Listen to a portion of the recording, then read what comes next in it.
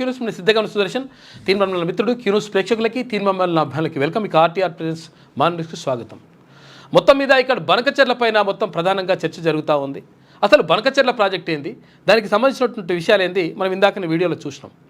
అంటే ఇక్కడ ఏపీలో కడుతున్నటువంటి బనకచెర్ల ప్రాజెక్టుకి సంబంధించి ఇక్కడ గోదావరి నీళ్ళని తరలించాలి, ఆ తర్వాత రాయలసీమను రతనాల సీమలు చేస్తా అని చెప్పేసి గతంలో కేసీఆర్ ప్రకటించాడు.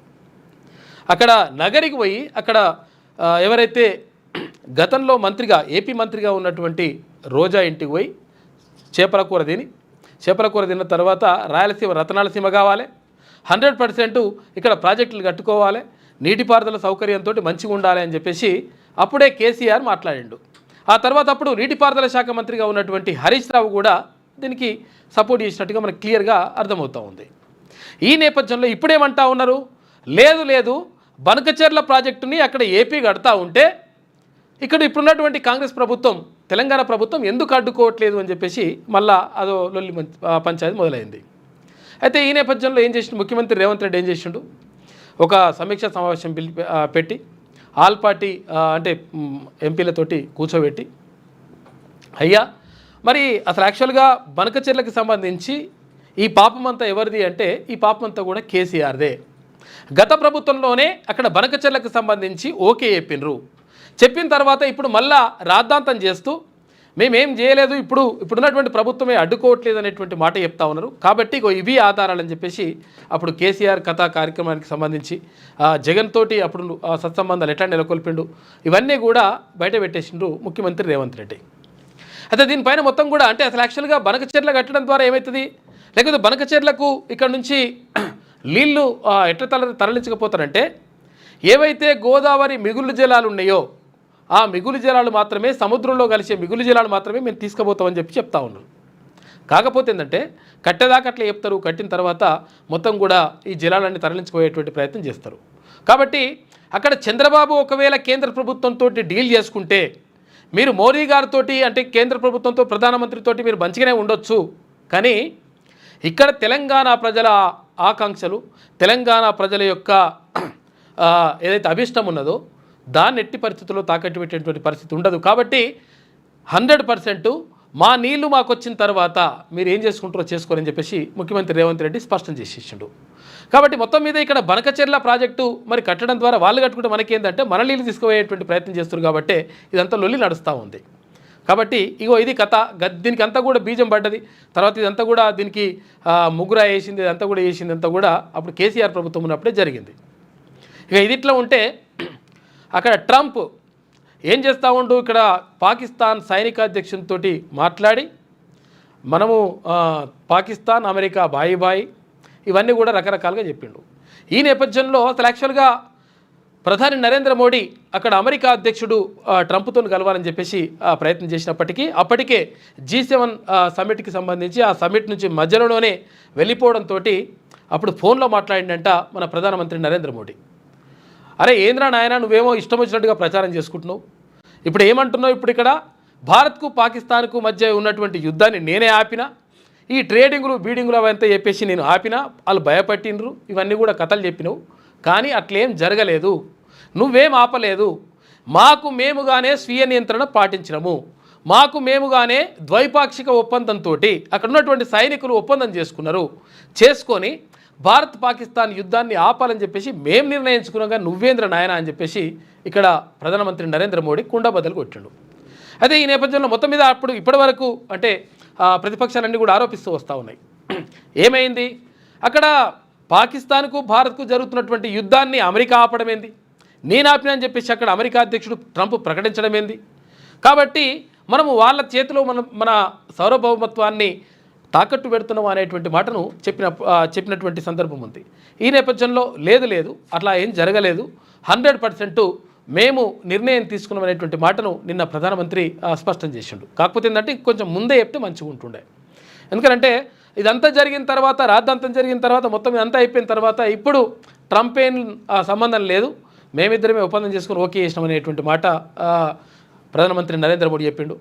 అయితే అసలు యాక్చువల్గా ఇక్కడ ప్రతిపక్షాలు ఆరోపిస్తున్నాయి ఏంటి అంటే పాక్ ఆక్రమిత కాశ్మీర్ ఏదైతే ఉందో అంటే పాక్ ఆక్యుపైడ్ కాశ్మీర్ అంటే POK అని భారత్ స్వాధీనం చేసుకునేటువంటి అవకాశం ఉండే.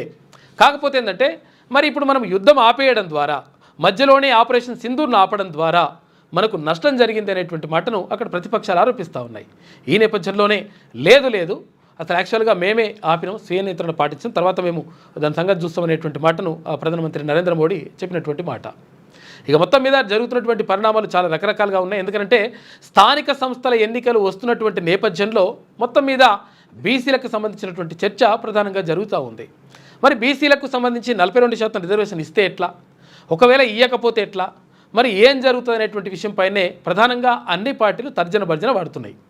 అక్కడ బీఆర్ఎస్ నుంచి అంటే బీఆర్ఎస్ పార్టీ గతంలో 33%గా ఉన్నటువంటి స్థానిక సంస్థల్లో ఉన్నటువంటి బీసీ రిజర్వేషన్ని 23% తగ్గించినటువంటి కేసీఆర్, ఆయన కుమార్తె అయినటువంటి కవిత కూడా ఇప్పుడు మాట్లాడుతూ ఉంది.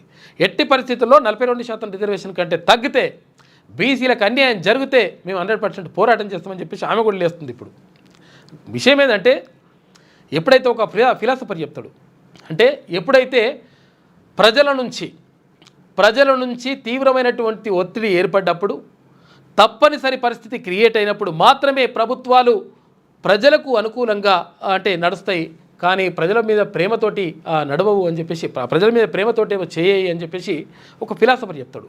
కాబట్టి ఇప్పుడు ప్రజల నుంచి తీవ్రమైనటువంటి ఒత్తిడి వస్తూ ఉంది. ఏం ఒత్తిడి వస్తూ ఉంది?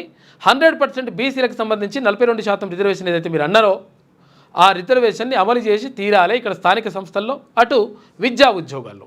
కాబట్టి ఈ విషయానికి సంబంధించినటువంటి అంశం స్పష్టత వచ్చినప్పుడు మాత్రమే ఆ తర్వాతనే మీరు స్థానిక సంస్థలకు ఎన్నికలకు వెళ్ళాలని చెప్పేసి మరి డిమాండ్ వస్తూ ఉంది. ఈ నేపథ్యంలో అన్ని పార్టీల్లో కూడా ఇప్పుడు ఒక చర్చ మాత్రం జరుగుతూ ఉంది. కాబట్టి ఇది మరొక మంచికే జరుగుతూ ఉంది. ఇక చాలా విషయాలు మనం మాట్లాడుకుందాం. ముందుగా మన న్యూస్లో ఈనాడు దినపత్రికను చూద్దాం. బనకచెర్ల కేసీఆర్ పాపమే, 2016 నాటి ఎఫెక్స్ కౌన్సిల్లో ఆయన వ్యాఖ్యలతోనే బీజం. ఇక జగన్తో భేటీలోనూ నీటి తరలింపుకు ప్రోత్సహించాలని చెప్పేసి ముఖ్యమంత్రి రేవంత్ రెడ్డి అంటా ఉన్నారు. ఏపీ ప్రత్యామ్నాయాలపై మేము తక్షణం అప్రమత్తమయ్యాం. రాష్ట్ర ప్రయోజనాల కోసం న్యాయ రాజకీయ పోరాటం. అందరం వెళ్ళి ప్రధానిని కలుస్తాం. గోదావరిలో 1000, కృష్ణా జలాల్లో 500 టీఎంసీలు వినియోగానికి చంద్రబాబు తెలంగాణకు ఎన్ఓసి ఇవ్వాలి. ఇక్కడ గోదావరి జలాల్లో 1000 టీఎంసీలు తెలంగాణ వాడుకోవడానికి అవకాశం ఉండాలి. ఆ తర్వాత కృష్ణా జలాలు ఇప్పుడు ఏమైందంటే 299 టీఎంసీలకే ఓకే చెప్పేసి సంతకం పెట్టొచ్చుండు కాక అంటే ఎవరు? మన కేసీఆర్ కాక. అప్పుడు ముఖ్యమంత్రిగా ఉన్నాడు. 299 టీఎంసీలకే సంతకం పెట్టొచ్చి ఇప్పుడు మనకు కృష్ణా నీళ్ళల్లో నష్టం జరుగుతుందని చెప్పేసి మళ్ళీ బీఆర్ఎస్ వాళ్ళు ఇట్లా మీదకి వస్తుంటారు అనమాట. ఇట్లా నడుస్తుంటుంది లెక్క. కాబట్టి ఇది కాదు కావాల్సింది, 554 టీఎంసీలు రావాలి. మినిమం 500 టీఎంసీలు కృష్ణా జలాల్లో వాటా వస్తే మాత్రమే ఆ తర్వాత ఏం చేస్తారో ఆ తర్వాత చర్చలకు మేము వస్తాం. కానీ అప్పటి వరకు ఇటువంటి ప్రసక్తే లేదు అని చెప్పేసి ముఖ్యమంత్రి స్పష్టం చేసిండు. అప్పుడు ఎన్ఓసి ఇస్తామని, నో అబ్జెక్షన్. అలా చేస్తే ఏపీలో ఎన్ని ప్రాజెక్టులైనా కట్టుకోవచ్చు, మీరు ఎన్నైనా కట్టుకోరని ఆయన, కాకపోతే మాలీలు మాకు ఉండాలని ఒకటే మాట. అఖిలపక్ష భేటీ అనంతరం సీఎం రేవంత్ రెడ్డి వ్యాఖ్యలు. గోదావరి బనకచెర్ల ప్రాజెక్టుకు ఏపీ చేపట్టిన గోదావరి బనకచెర్ల ప్రాజెక్టుకు కేసీఆర్ హయాంలోనే బీజం పడింది. ఆనాడు పలుమార్లు ఆయన చేసిన వ్యాఖ్యలే ఇందుకు నిదర్శనం. తెలంగాణ ప్రయోజనాల విషయంలో మేము రాజీ పడం అని సీఎం రేవంత్ రెడ్డి స్పష్టం చేశారు. బనకచెర్ల ప్రాజెక్టు విషయంపై బుధవారం అఖిలపక్ష ఎంపీలతో నిర్వహించిన భేటీ అనంతరం సీఎం విలేకరుల సమావేశంలో మాట్లాడారు. ఈ ప్రాజెక్టును అడ్డుకునేందుకు ఎవరినైనా కలుస్తాం, ఎవరితోనైనా కొట్లాడతాం, సామధాన భేద దండోపాయాల్లో మొదటి అంకంలో ఉన్నాం. కాబట్టి గురువారం కేంద్ర జలశక్తి మంత్రితో సమావేశం అవుతాం, అవసరమైతే ప్రధానిని కలుస్తాం, అయినా ఫలితం లేకపోతే న్యాయస్థానాన్ని ఆశ్రమిస్తామని చెప్పేసి అన్ని సామధాన భేద దండోపాయాలు అన్ని కూడా ఉపయోగిస్తామని చెప్పేసి ముఖ్యమంత్రి చెప్పినటువంటి మాట. ఇక చంద్రబాబుకు సూచన చేస్తున్నా, మీరు పక్క రాష్ట్ర సీఎం, కేంద్రంలో మీకు పలుకుబడి ఉండొచ్చు, మీరేం చెబితే మోడీ అది వినొచ్చు, అంత మాత్రాన బనకచెర్లకు అన్ని అనుమతులు వస్తాయి అనుకోవడం భ్రమ. అలాంటి అవకాశం లేదు. తెలంగాణ ప్రయోజనాల్ని కాపాడేందుకు అవసరమైన ప్రణాళిక తర్వాత వ్యూహరచన మా వద్ద స్పష్టంగా ఉంది అని చెప్పేసి ముఖ్యమంత్రి నిన్న చెప్పినటువంటి మాట. మొత్తం మీద బనకచెర్ల ప్రాజెక్టు కట్టుకుంటే ఇక్కడ నీళ్లు మొత్తం కూడా ఎత్తుకుపోయేటువంటి ప్రమాదం ఉంటుంది. ఇక్కడున్న గోదావరి నీళ్లు మళ్ళీ ఇక్కడ ఉన్నటువంటి రాయలసీమకు తరలించుకుపోయేటువంటి ప్రయత్నం అనమాట ఇదంతా కథ. ఇప్పటికే గతంలో ఇక్కడ పోతిరెడ్డిపాడేటటువంటి హెడ్ రెగ్యులేటర్ కట్టేసి ఆ హెడ్ రెగ్యులేటర్ నుంచి ఏమన్నారు వాళ్ళు, ఇక్కడ శ్రీశైలం ఇది కృష్ణా జలాల్లో శ్రీశైలం నుంచి ఎక్కువైనటువంటి వాటర్ ఏవైతే ఉంటాయో ఒకవేళ దానికి మించి ఏమైనా వాటర్ ఉంటే అక్కడ నుంచి బొక్క పెట్టుకొని కొంత మేము తీసుకుపోతాం, అవి మాకు ఉపయోగపడతాయి, తర్వాత ఇక్కడ ఏది మద్రాసు అంటే ఇక్కడ వాళ్ళకు ఉపయోగపడతాయి, చెన్నై వాళ్ళకు ఉపయోగపడతాయి అని చెప్పేసి తాగడానికి ఉపయోగపడతాయి అని చెప్పారు. కానీ ఏం చేసిండ్రు, మీద బొక్క పెడతాని కుండ కింద బొక్క పెట్టేసి మొత్తం నీళ్ళని తీసుకొని పోతా ఉన్నారు. కాబట్టి ఇది ఇప్పుడు కూడా అటువంటి ప్రమాదమే జరిగేటువంటి అవకాశం ఉంటుంది. కాబట్టి అప్రమత్తం కావాల్సిన అవసరం బాధ్యత రాష్ట్ర ప్రభుత్వం పైన 100% ఉంటుంది. రాష్ట్ర ప్రభుత్వం పైనే కాదు, కేంద్రంలో ఉన్నటువంటి మంత్రులుగా ఇక్కడ కిషన్ రెడ్డి కానీ అక్కడ బండి సంజయ్ కానీ ఈ విషయం పైన 100% కేంద్రంతో మాట్లాడి తెలంగాణ హక్కుల కోసం, తెలంగాణకు రావాల్సినటువంటి దక్కాల్సినటువంటి వాటా కోసం మాట్లాడాల్సినటువంటి బాధ్యత 100% వాళ్ళపైన కూడా ఉంటుంది. కాబట్టి అటు కేంద్రం ఇటు రాష్ట్ర ప్రభుత్వం తెలంగాణ విషయంలో స్పష్టమైనటువంటి నిర్ణయం తీసుకోవాల్సినటువంటి అవసరం ఉన్నది. హక్కుల పరిరక్షణకు కలిసి నడుద్దాం, ప్రభుత్వ విజ్ఞప్తికి వివిధ పార్టీల ఎంపీల మద్దతు. బనకచెర్ల ప్రాజెక్టుతో రాష్ట్రానికి తీవ్ర నష్టం, కేంద్రం అనుమతులు ఇవ్వకుండా ఒత్తిడి తెద్దామన్న సర్కార్, కేంద్ర మంత్రి దృష్టికి తీసుకెళ్దామన్న భాజపా ఎంపీలు, రాష్ట్ర హక్కులు కాపాడడానికి కట్టుబడి ఉన్నామన్న భరోసా. ఇక సీఎం వ్యాఖ్యలను నిరసిస్తూ ఆ పార్టీ ఎంపీ వద్దిరాజు వాకౌట్ చేసిండట. ఏమని వాకౌట్, ఎందుకు అని వాకౌట్ చేసిందంటే ఇదంతా పాపం అంతా కేసీఆర్దే కాబట్టి అప్పుడే చేసిరని చెప్పేసి అంటే వాళ్ళకి నచ్చక వాకౌట్ చేసిపోయింది. వాకౌట్ చేసిపోయిన తర్వాత మొత్తం అంత విషయాలన్నీ అప్పుడు జరిగినటువంటి విషయాలన్నీ కూడా పవర్ పాయింట్ ప్రజెంటేషన్ చేయించాడు ముఖ్యమంత్రి. ఇక పాత ఫీజులతోనే ఇంజనీరింగ్ కౌన్సిలింగ్, కొత్త రుసుములపై తేల్చేందుకు కమిటీ, ఇక టీఏఎఫ్ఆర్సి కమిటీ భేటీలో నిర్ణయం తీసుకున్నారు. ఎప్పుడైనా ఇదే ఉంటుంది లెక్క. ఏమంటారంటే ఇప్పుడు ఇది విద్యా సంవత్సరం, కొత్త విద్యా సంవత్సరంలో కొత్త ఫీజుల కథా కార్యక్రమం ఉంటుంది. 100% ఫీజులను కట్టడి చేస్తాం. ఇక్కడ ఏదైతే ఇంజనీరింగ్ కాలేజీలు కానీ ఇక్కడ ప్రైవేట్ విద్యా సంస్థలు కానీ వాళ్ళ దోపిడీని మొత్తం కూడా అరికడతాం. వీళ్లకు తల్లిదండ్రులు ఎవరైతే పిల్లల తల్లిదండ్రులు ఉంటారో వాళ్ళకు న్యాయం చేస్తాం. ఇటువంటి డైలాగులు, ఇటువంటి కథా కార్యక్రమాలు, ఇటువంటి ప్రెస్ మీట్లు, ఇటువంటి ప్రకటనలు, పెద్ద పెద్ద హెడ్లైన్లు ఇవన్నీ వస్తాయి మనకు. లాస్ట్కు విద్యా సంవత్సరం స్టార్ట్ అయ్యేటప్పుడు ఏముంటుందంటే పాత పద్ధతే. ఏమవుతుంది, ఇక్కడ పాత ఫీజులతోటి ఇంజనీరింగ్ కౌన్సిలింగ్ నడుస్తుంది. అయితే ఇప్పుడు పాత ఫీజులతో నడిస్తే ఇంకా నయం అనుకుంటే అది కూడా మళ్ళీ ఒక కథ ఉన్నది. ఇంకా కొత్త సంవత్సరం కొత్త ఫీజులు పెంచుకోవాలని చెప్పేసి ఇష్టం వచ్చినట్టుగా ఈ విద్యా సంస్థలు ఫీజులు పెంచుతూ ఉన్నాయి, లక్షలు. ఇక సిఎస్ఈ అనే కోర్సుకు మామూలు డిమాండ్ కాదు. సిఎస్ఈ ఆర్టిఫిషియల్ ఇంటెలిజెన్స్ ఏఐకి ఇంకా డిమాండ్. ఇట్లా దీంతో ఆగమాగం ఇష్టం వచ్చిన ఫీజులు వసూలు చేస్తున్నారు వాళ్ళు. ఎందుకంటే తల్లిదండ్రులకి ఏముంటుందంటే ఇటు పిల్లగాడు చదువుకుంటే మంచిగా చదివితే, లేకపోతే ఈ కోర్సు చేస్తే ఈ క్యాంపస్ రిక్రూట్మెంట్ ఏదో ఉంటుంది, అది ఉంటే ఆ పిల్లగాడు సెట్ అయితే వాడి జీవితం బాగుపడుతుంది అని చెప్పేసి తల్లిదండ్రులు భావిస్తారు. ఇదే అదునుగా చూసుకొని ఇక ఇంజనీరింగ్ కాలేజీలు రెచ్చిపోతున్నాయి లెక్క. ఇటు ఇంటర్ కాలేజీలు, అక్కడ స్కూళ్ళల్లో ఇష్టం వచ్చిన ఫీజులతోటి మూత మోగిస్తున్నారు. 3000కు వార్షిక టోల్ పాస్, ఇక మంచి నిర్ణయం తీసుకుంది అసలు యాక్చువల్లీ కేంద్ర ప్రభుత్వం. ఎందుకనంటే టోల్ గేట్ దగ్గర పోవంగానే కథమిగాడు 100, 200, 300 ఇట్లా అని చెప్పేసి ఆ కార్లకు ఇవన్నిటికి ఉంటుండే, చిన్న ట్రక్కులకు కార్లకు ఇవన్నిటికి ఉంటుండే. అయితే అట్లా కాదు, వాణిజ్యేతర అంటే వ్యాపారానికి సంబంధించి వాణిజ్యానికి సంబంధించి కాకుండా ఏవైతే పర్సనల్ వెహికల్స్ తర్వాత ఇవన్నీ అఫీషియల్ వెహికల్స్ ఉంటాయో ఆ వెహికల్స్కి ఇక్కడ ఏది సంవత్సరానికి 3000 రూపాయలు టోల్ ఫీజు కడితే సరిపోతుందంట.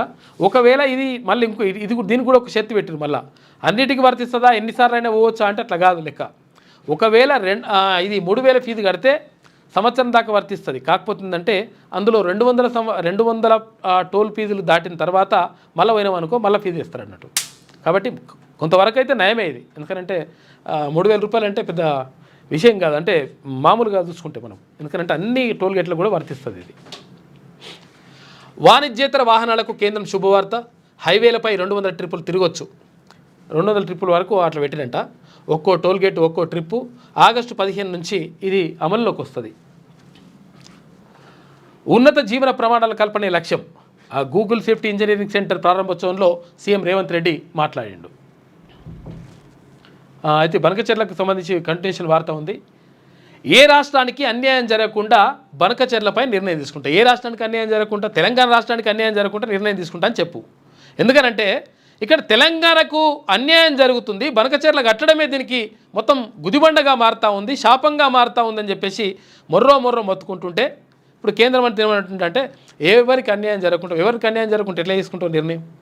మరి ఆ ముఖ్యమంత్రి గారు చెప్పారు కదా అట్లా ఇది మాకు 500 టీఎంసీలు దీంట్లో ఏది కృష్ణాల 1000 టీఎంసీలు గోదావరిలో ఇస్తా అని చెప్పి తీసుకుంటే ఆ తర్వాత తీసుకోవచ్చు అని చెప్తే అట్లా ఓకే మరి అట్లేం చేయరు ఇప్పుడు వీళ్ళు. ఎందుకంటే ఇప్పుడు ఎటు కాకుండా మాట్లాడమన్నమాట ఇది. ఈ మేరకు జలశక్తి మంత్రి సిఆర్ పాటిల్ భరోసా ఇచ్చారు. కిషన్ రెడ్డి చెప్తా ఉన్నారు, ఆంధ్రప్రదేశ్ ప్రభుత్వం తలపెట్టిన పోలవరం బనకచెర్ల ప్రాజెక్టు విషయంలో ఏ రాష్ట్రానికి అన్యాయం జరగకుండా నిర్ణయం తీసుకుంటామని కేంద్ర జలశక్తి మంత్రి సిఆర్ పాటిల్ భరోసా ఇచ్చారని కేంద్ర బొగ్గు గనుల శాఖ మంత్రి భారతీయ జనతా పార్టీ తెలంగాణ అధ్యక్షుడు కిషన్ రెడ్డి వెల్లడించారు. ఈ అంశంపై బుధవారం సాయంత్రం ఢిల్లీలో సిఆర్ పాటిల్తో కిషన్ రెడ్డి భేటీ అయ్యారు. అనంతరం ఆయన ఒక ప్రకటన విడుదల చేశారు. పోలవరం బనకచెర్ల లింకు ప్రాజెక్టును జలశక్తి మంత్రిత్వ శాఖ నిబంధనలకు అనుగుణంగా పరిశీలించిన తర్వాతే నిర్ణయం తీసుకుంటామని, అన్ని భాగస్వామ్య పక్షాలతో చర్చించాకే పారదర్శక పద్ధతిలో నిర్ణయం ఉంటుందని సిఆర్ పాటిల్ చెప్పారని పేర్కొన్నారు. ఇక అందరితో మాట్లాడుతుంటే అంటే ఏమవుతుంది, ఇప్పుడు అక్కడ ఏది టీడీపీ వాళ్ళు చంద్రబాబు నాయుడు కీలకంగా ఉన్నాడు, ఏది సెంట్రల్ గవర్నమెంట్లో ఉన్నప్పుడు ఇక అన్ని పార్టీలతో మాట్లాడుతుంటే ఆయన ఊరుకుంటాడా? మాకే కావాలంటాడు. మరి ఎప్పుడు ఏం చేస్తారో చూడాలి. హైదరాబాద్లో తెలంగాణ ప్రభుత్వం తలపెట్టిన మెట్రో 2వ దశ ప్రాజెక్టుపై కేంద్ర మంత్రి కిషన్ రెడ్డి బుధవారం ఢిల్లీలో పట్టణాభివృద్ధి శాఖ మంత్రి మనోహర్ లాల్ ఖట్టర్ను కలిసి చర్చించారు. ఈ కేంద్ర పట్టణాభివృద్ధి శాఖ ఆధ్వర్యంలో తెలంగాణలో చేపట్టిన వివిధ అభివృద్ధి కార్యక్రమాల గురించి ఆయన మాట్లాడాడు. మరి ఏ నిర్ణయం తీసుకుంటారో మరి మాత్రం కానీ తెలంగాణకు అన్యాయం జరగకుండా చూసే బాధ్యత మీ పైనే ఉంటుంది. ఇక ట్రంప్ గురించి, భారత్ పాక్ ఒప్పందంలో మీ ప్రమేయం లేదు అని చెప్పేసి నిన్న క్లియర్గా ఫోన్లో చెప్పిండట మన ప్రధానమంత్రి నరేంద్ర మోడీ. ఎవరికి? ట్రంప్కు. అరే నీ ఊరికే నేనే చేసిన నేనే ఆపిన యుద్ధం ఆపిన అంటున్నావు నాయన, అట్లేం లేదు, నీ ప్రమేయం లేదు, మేమేం లేదు, మేమేం అనుకున్నాం ద్వైపాక్షిక ఒప్పందం అని చెప్పిండట. అది ద్వైపాక్షిక కాల్పుల విరమనే ట్రంప్నకు తేల్చి చెప్పిన మోదీ. అమెరికా అధ్యక్షుడితో ఫోన్లో మాట్లాడిన ప్రధాని అయినా పాతపాటే పాడిన ట్రంప్ అయినా మాట్లాడుతున్నాడు, నేనే చేసిన అంటున్నాడు మనోడు. ఉగ్రవాదంపై ద్వంద్వ వైఖరి ఉండకూడదన్న మోడీ పాకిస్తాన్ పై చర్యలు తీసుకోవాలని ప్రపంచ దేశాలకు పిలుపు. ఇక G7 దేశాధినేతలతో భేటీ, కెనడాతో సంబంధాల పునరుద్ధరణకు నిర్ణయం తీసుకున్నాడు నిన్న ప్రధానమంత్రి నరేంద్ర మోడీ.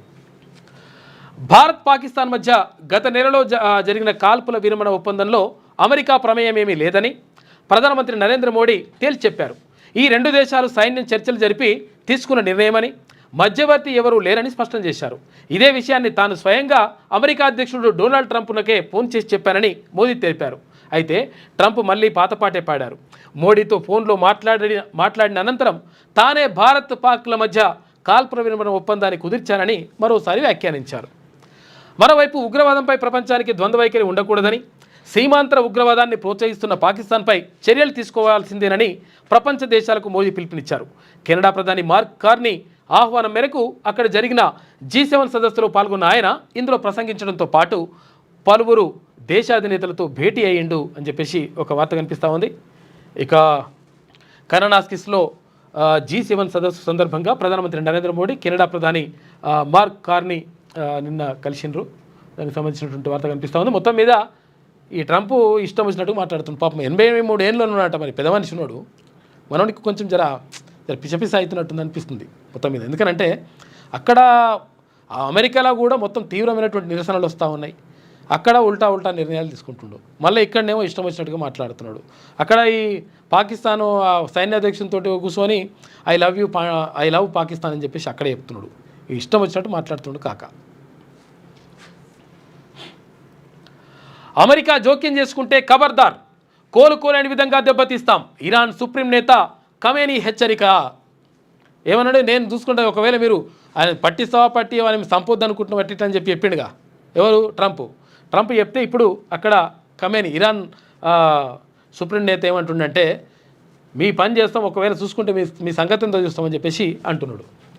ఇరాన్ మాత్రం పెద్ద ప్రమాదంలో ఉంది. శ్వేత సౌధంలో ట్రంప్ కీలక వ్యాఖ్యలు అని చెప్పేసి ఒక వార్త కనిపిస్తూ ఉంది. ఇజ్రాయెల్లోని రిసోర్ లెజియాన్లో ధ్వంసమైన భవనాలు, ఇక ఇరాన్ రాజధాని టెహ్రాన్లో అలుముకున్న పొగ అని చెప్పేసి ఇట్లా మొత్తం కూడా 3వ ప్రపంచ యుద్ధం అంచులో ఉంది మొత్తం మీద కథ. మావోయిస్టుల మరో కీలక నేత గాజర్ల రవి ఎన్కౌంటర్. ఏఓబి అంటే Andhra Odisha border special zonal committee సభ్యురాలు చలపతి భార్య అరుణ కూడా ఎన్కౌంటర్లో మరణించిందంట. రవి రక్షణ దళం సభ్యురాలు సైతం మృత్యువాత. ఇక ఏపీలోని రంపచోడవరం అటవీ ప్రాంతంలో ఘటన జరిగిందని చెప్పేసి చెప్తా ఉన్నారు. అయితే ఇక్కడ మొన్న కిషన్ రెడ్డి ఏమన్నారు, ఇక్కడ కేంద్ర మంత్రి కిషన్ రెడ్డి ఏమన్నారు, మేము మావోయిస్టులతో చర్చలకు సిద్ధంగా ఉన్నామని చెప్పేసి ఆయన అన్నాడు కానీ అక్కడ ఎట్టి పరిస్థితుల్లో కేంద్ర ప్రభుత్వం మాత్రం ఎక్కడ కూడా చర్చలు జరుపుతలేదు. నిజంగా చర్చలు జరపండి అని చెప్పేసి ఇక్కడ ప్రజా సంఘాలు, తర్వాత ఇక్కడ కొన్ని పార్టీల నేతలు, రకరకాలుగా అఖిల పక్షాలు ఇవన్నీ కూడా సభలు పెట్టి సమావేశాలు పెట్టి కేంద్ర ప్రభుత్వం కొంచెం నిర్ణయం తీసుకోవాలి, చర్చలు జరపాలి. వేరే దేశంతో చర్చలు జరుపుతందుకు టైం ఉంటుంది కానీ దేశంలో ఉన్నటువంటి ఏదైతే సమస్య ఉన్నదో ఆ సమస్య పైన చర్చలు జరపడానికి ఎందుకు సిద్ధంగా లేరని చెప్పేసి వాళ్ళు అడుగుతున్నటువంటి పరిస్థితి. కానీ చర్చలు జరపలేవు. జరపకుండా మొత్తం మీద వచ్చే మార్చి 31 నాటికి మొత్తం కూడా మావోయిస్ట్ రహిత దేశంగా చేస్తామని చెప్పేసి అక్కడ కేంద్ర హోంశాఖ మంత్రి అమిత్ షా చేసినటువంటి వ్యాఖ్యలు మనం చూసుకోవచ్చు. ఈ నేపథ్యంలో మొత్తం కూడా మావోయిస్టుల ఏరివేత కార్యక్రమం అనేటువంటిది జరుగుతూ ఉంది. కాబట్టి ఇక్కడ చర్చలకు ఒకసారి జరిపితే బాగుంటుండేమో అని చెప్పేసి చాలామంది అభిప్రాయపడుతున్నారు. కానీ కేంద్ర ప్రభుత్వం మాత్రం పట్టించుకోవట్లేదు. మావోయిస్టు పార్టీకి మరో కోలుకోలేని ఎదురుదెబ్బ తగిలింది. ఆంధ్రప్రదేశ్లోని అల్లూరి సీతారామరాజు జిల్లా రంపచోడవరం మండలం కింటకూరు సమీపంలోని దట్టమైన అటవీ ప్రాంతంలో బుధవారం వేకువజామున ఏపీ గ్రేహౌండ్స్ బలగాలు మావోయిస్టులకు మధ్య జరిగిన ఎదురుకాల్పుల్లో పార్టీ కేంద్ర కమిటీ సభ్యుడు ఏఓబి స్పెషల్ జోన్ కమిటీ కార్యదర్శి గాజర్ల రవి అలియాస్ ఉదయ్ ఎలియాస్ గణేష్ 60 సంవత్సరాలు ఉన్నట. ఏఓబి అంటే Andhra Odisha border special zonal committee సభ్యురాలు విఆర్ఎల్ చైతన్య ఎలియాస్ అరుణ, రక్షణ దళ సభ్యురాలు అంజు ఎలియాస్ మాసే ప్రాణాలు కోల్పోయారు. ఘటనా స్థలం నుంచి 3 AK-47 రైఫిల్స్ స్వాధీనం చేసుకున్నారు. మరికొందరు మావోయిస్టులు తప్పించుకుని ఉంటారని భద్రతా బలగాలు భావిస్తున్నాయి. ఇక ఏఓబిలో పనిచేస్తున్న మావోయిస్టులు కొన్నాళ్ళుగా ఛత్తీస్గఢ్లో తలదాచుకుంటున్నారు. అక్కడ దాడులు నిర్బంధం అధికమవడంతో ఏఓబిలోకి వచ్చేందుకు విశ్వ ప్రయత్నాలు చేస్తున్నారు. గ్రేహౌండ్స్ బలగాలు విస్తృతంగా కూమింగ్ నిర్వహిస్తుండడంతో ఆంధ్రప్రదేశ్లోకి రాలేక మళ్ళీ వెనక్కి వెళ్ళిపోతున్నారు అంట. మొత్తం కూడా దారుణమైనటువంటి పరిస్థితి జరుగుతూ ఉంది. మరి చర్చలు జరిపితే అయిపోతుండేమో. మరి చర్చలు జరిపి మీరు అందులోకి వెళ్ళకండి, అడవులకి వెళ్ళకండి, మీరు ఏమైనా ఉంటే మేము పరిష్కరిస్తామని చెప్పేసి అయిపోతుంది కదా అని చెప్పేసి కొంతమంది అభిప్రాయపడుతున్నారు. కాకపోతే కేంద్ర ప్రభుత్వం దానికి ససేమిరా అంటుంది. ఇక ఇథనాల్ పరిశ్రమ కేసులో రైతులకు సంఖ్యలో వివాదాస్పదంగా మారిన ఘటన, 3 పోలీసుల సస్పెన్షన్. ఇక ఇట్లా ఏం చేస్తుంటారంటే ఈ పోలీసులు కొంతమంది ఇప్పుడు ఇట్లా ఏఆర్ వాళ్ళు ఉంటారు దీనిలో అత్యుత్సాహం ప్రదర్శిస్తూ ఉంటారు. ఎందుకు ఇప్పుడు వాళ్ళు ఏమైనా దొంగలా లేకపోతే లంగలా లేకపోతే ఏమన్నా ఇథనాల్ ఫ్యాక్టరీ ఇక్కడ పెట్టొద్దు, మాకు అన్యాయం జరుగుతుంది, మా భూమి పోతుంది, మా మొత్తం కూడా భూమి లోపల ఉన్నటువంటి నీళ్ళు ఏవైతే ఉంటాయో ఆ భూగర్భ జలాలు కూడా మొత్తం విషంగా మారిపోతాయి. తర్వాత ఇక్కడ వాయువు ఏవైతే ఉంటుందో ఇక్కడ గాలి ఏదైతే ఉంటుందో గాలి కూడా విషంగా మారిపోతుంది, మా బతుకు ఆగమవుతుంది రా బాబు, కాబట్టి మా ఇక్కడ విత్తనాల ఫ్యాక్టరీ పెట్టొద్దని చెప్పేసి గతం నుంచి అంటే కేసీఆర్ ప్రభుత్వం ఉన్నప్పటి నుంచి కూడా ఇదంతా కూడా పోరాటం నడుస్తూ ఉంది. ఈ నేపథ్యంలో వాళ్ళపైన కేసులు పెట్టిండ్రు, జైలుకి తీసుకుపోయి అక్కడ తీసుకుపోయిన తర్వాత ఇప్పుడు ఆ సంఖ్యలు బింకెలు. నాకు కూడా అసలు యాక్చువల్గా ఏమైంది, ఇప్పుడు ఇక్కడ చెల్లపల్లి జైలు తీసుకుపోయినప్పుడు చెల్లపల్లి జైల్లో ఉంచారు కదా, అప్పుడు కేసీఆర్ కేసులు ఇట్లా పెట్టేసి 307 పెట్టేసిండు.